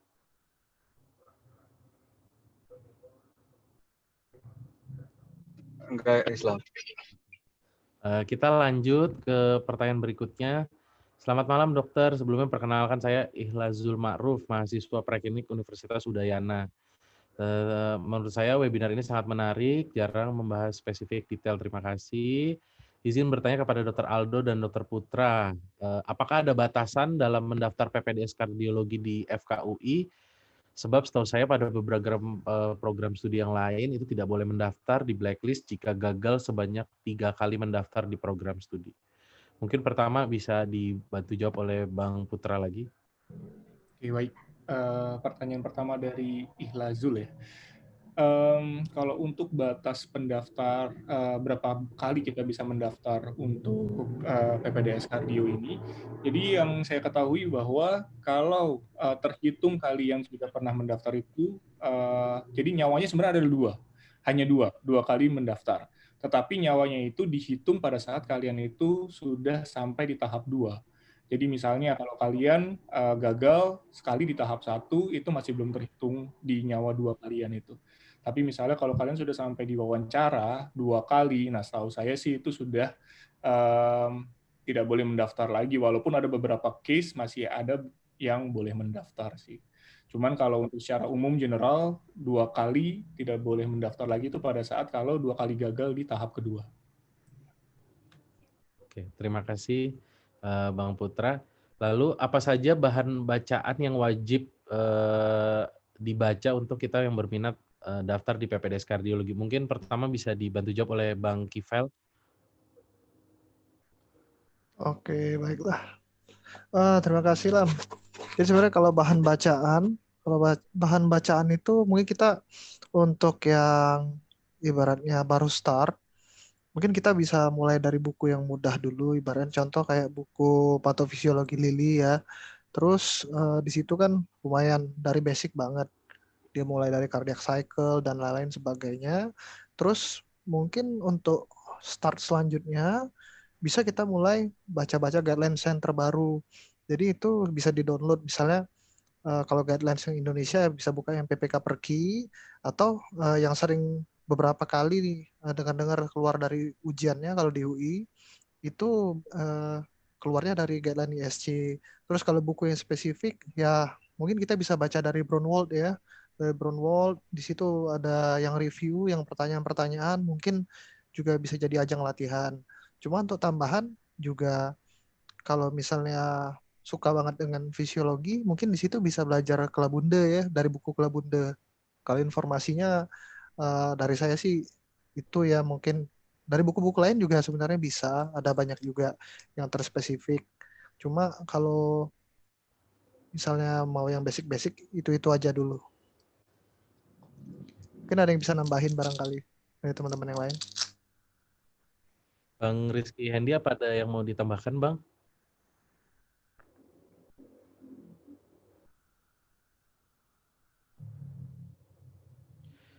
Kita ada pertanyaan lagi nih. Oke, jadi ini mengenai beasiswa, Bang Aldo. Apakah ada tadi sudah dibahas mengenai LPDP. Apakah ada beasiswa lain selain LPDP yang dapat membantu studi dokter spesialis untuk pendaftaran, dan memang ada, apakah full funding juga atau tidak? Silakan, Bang. Oke, terima kasih ya pertanyaannya atas Ihlazul Ma'ruf ya dari Udayana ya. Iya, Dok. Oke. Jadi memang sebetulnya banyak ya beasiswa lain. Namun biasanya itu berhubungan dengan pemerintah daerah masing-masing ya. Seperti misalnya di pemerintah Provinsi Kalimantan Tengah, dia mempunyai beasiswa tesis. Jadi untuk PPDS-PPDS yang mendaftar sedang menyelesaikan tesis, nah itu bisa mendaftar ke Pemda. Nah mungkin Ilazul Ma'ruf nih mungkin bisa menanyakan sendiri ke Pemda masing-masing dan mencoba mencari tahu apakah ada beasiswa lainnya. Tapi setahu saya juga ada satu beasiswa lagi yang cukup terkenal tuh beasiswa apa namanya ya, beasiswa dari pemerintah juga dia dia juga merupakan beasiswa. Saya juga lupa namanya tapi dia cukup terkenal juga ya itu. Rasanya sih kalau full funding atau co-funding itu tergantung dari skema beasiswanya itu masing-masing ya. Ada beasiswa yang full funding dan juga co-funding. Tergantung dari beasiswanya. Oke, makasih ya. Terima kasih, Bang. Mungkin ada tambahan kalau ada yang mau nambahin, Abang yang lain sekalian. Jika enggak, saya rasa nih waktunya udah mepet, mungkin kita akan masuk ke sesi kuis dulu. Nanti memang kalau masih ada waktu kita bisa lanjut sesi diskusi lagi. Mungkin pertama dari Bang Kivel nih ada pertanyaan. Jadi buat teman-teman semua ini nanti akan ada hadiahnya menarik. Nah, jadi teman-teman nanti bisa jawab pertanyaan dari pembicara dengan cara teman-teman komen aja langsung, nanti pembicara akan lihat siapa yang paling cepat dan benar pertama. Oke, silakan saya serahkan ke Bang Kivel. Ya, oke Lam. Jadi kepada sejawat sekalian, pada penutup ini mungkin kita ada ibaratnya ada door prize ya, ada kejutan juga dikit gitu. Cuma hanya 3 orang beruntung yang bakal dapet nih. Nah, jadi ada 3 orang yang bakal beruntung. 2 orang itu akan mendapatkan kesempatan untuk bisa join gratis di komunitas klub EKG Sriwijaya, di mana di situ bisa join juga untuk konsul atau diskusi tentang gambaran EKG 12 lead sama tim dari klub EKG Sriwijaya, dan 1 orang beruntung yang bisa menjawab pertanyaan saya nanti akan mendapatkan buku ini. Wah, Kelihatannya ya. dapat Akan buku mendapatkan EKG. buku ini, tapi ongkir ditanggung pemenang ya. Oke, mungkin 2 pertanyaan pertama dipersilakan kepada Dokter Islam untuk mengatur kira-kira, nanti yang terakhir akan saya yang buat pertanyaannya. Oke, berarti ini Persilakan Dokter pertama. Islam. Ya, terima kasih Bang. Mungkin pertanyaan yang pertama ada berapa divisi di kardiologi dan vaskular FKUI? Silakan teman-teman yang tahu ada berapa subdivisi dari di Departemen Kardiologi dan Vaskular FKUI. Teman-teman bisa langsung jawab di kolom komen. Silakan buat teman-teman. Ini udah ada nih Fuad. Oke. Bang Kifel nih kayaknya udah ada yang bener ya. Wah, Nikita Pratama. Oke. Oke, mungkin dokter Nikita bisa aktifkan ini kamera, bisa ngobrol atau suaranya. Halo dokter Nikita, Halo dok, malam dok. malam dok. Iya. Gimana kabarnya dok? Di mana ini dok? Boleh Baik. perkenalan dulu dok? Kenalan sama pembicara-pembicara. Oh iya dok, sebelumnya kenalin dok, saya Nikita Pratama, biasa dipanggil Niki. Saya masih mahasiswa preklinik dok, Wah, masih semester hebat nih. 5. Asal domisili di Kalimantan Timur. Oh, di Kalimantan Timur. Ya. Oke, tahu nggak divisinya bisa disebutin mungkin? Wah, disebutin 9 ya dok. Saya cuma ingat 9 divisi itu 9 divisi kardiologi secara umum sih dok. Oke, Gampangnya iya. di FKUI juga ya pasti 9 ya. Pertama ada ini kardiologi klinik, eko ya namanya dok kalau nggak salah, eko non invasif, kardiologi nuklir, intensif yang intensif dan kegawatan darurat ya. Kalau salah namanya mohon dimaafin ya dok. Terus ada invasif, pediatrik, aritmia, vaskular sama prevensi rehab. Ya, wah bener nih. Nih silakan Bang Kifel nih mungkin hadiahnya Bang Kifel. oke. Nanti Dokter Niki akan kita invite ke grup komunitas Klub EKG Sriwijaya ya. Selamat Dokter Niki. Iya makasih dok. Selamat manggilnya apa nih? Niki Dokter dok. Niki ya.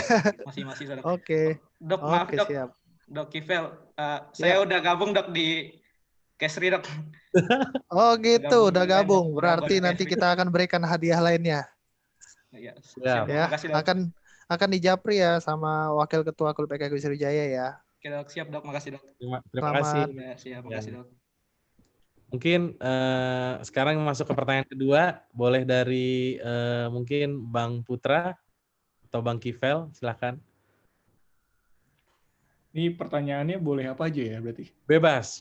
Ini topiknya biar perkenalan aja sama calon-calon junior abang. Yang penting mengenai kardio ya. Siap bang. Ya udah nih, mungkin agak susah sih, tapi ini adalah update yang terbaru sebenarnya.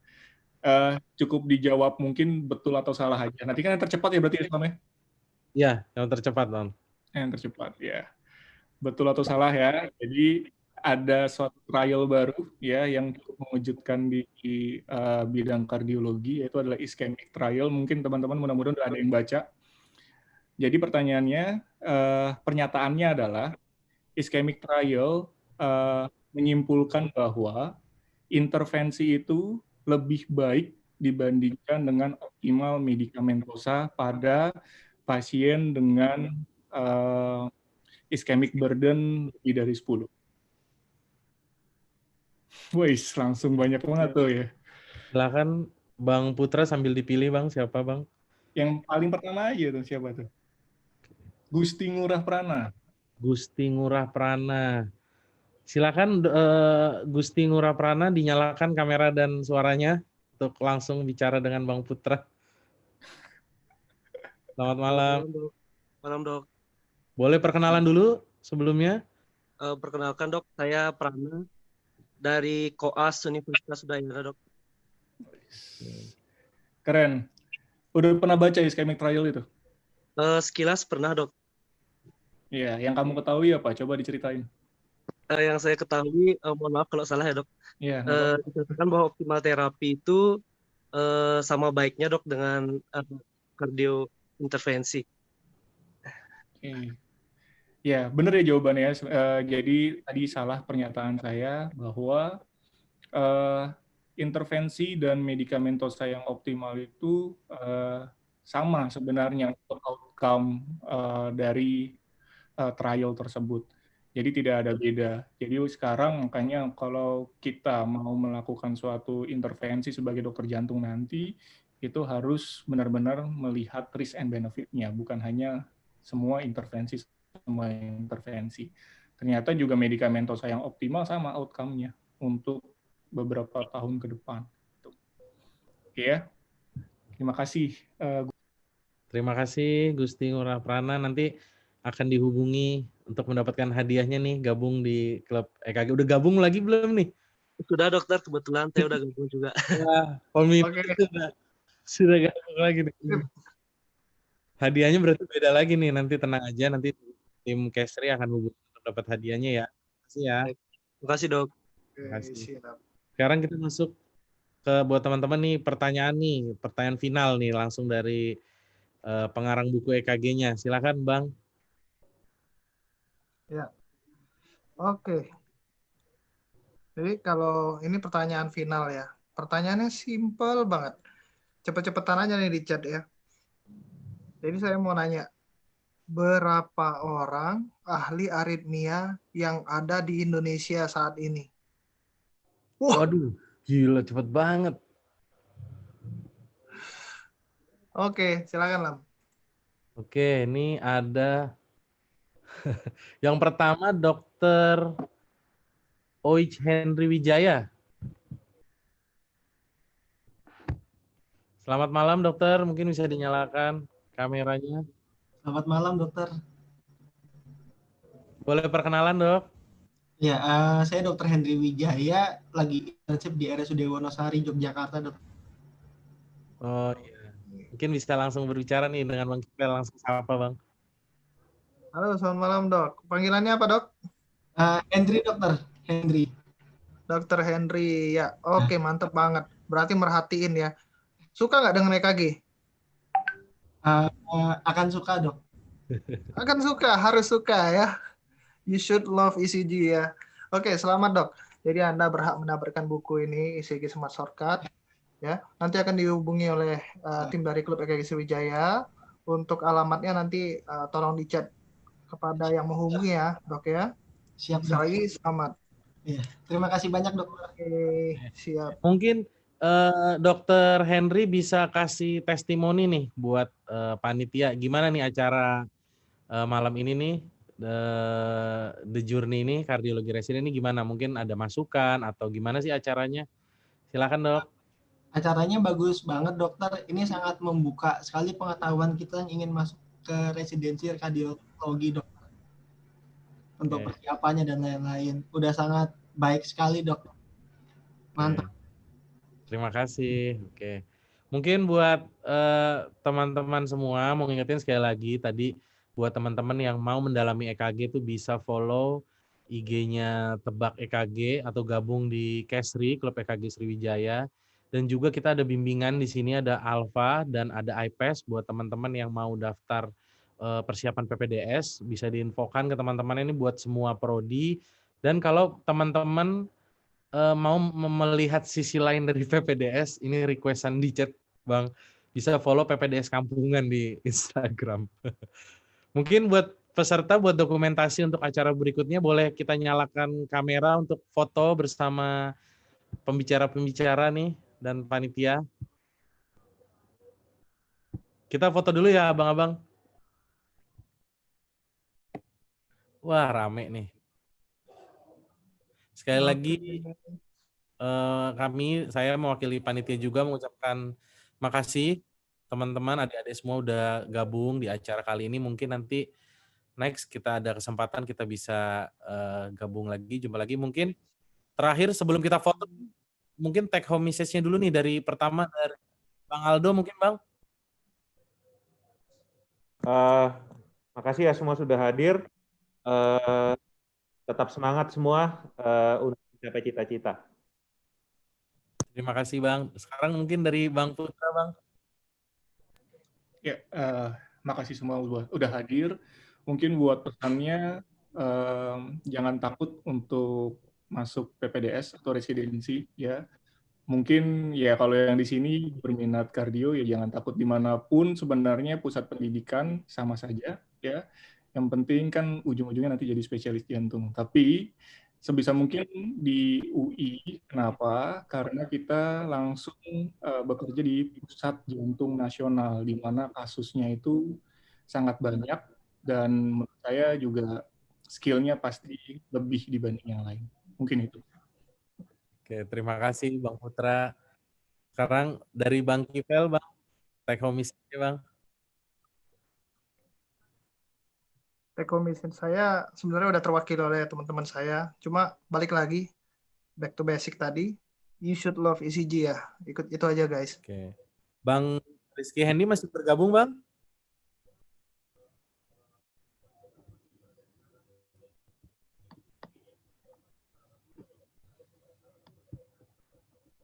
Oke.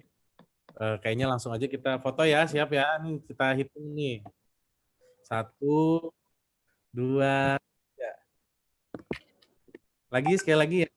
Yang halaman kedua belum. Terakhir satu lagi. Oke. Oke, terima kasih kepada pembicara semua sudah mau hadir dan buat teman-teman sekalian. Stay safe semuanya, jaga kondisi, sampai bertemu lagi di acara berikutnya. Assalamualaikum warahmatullahi wabarakatuh. Waalaikumsalam warahmatullahi wabarakatuh.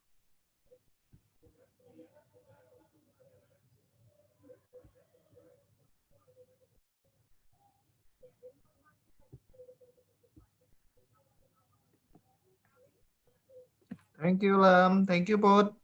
Thank you Bang Rizky, Aldo, semuanya guys. Siap, Bang.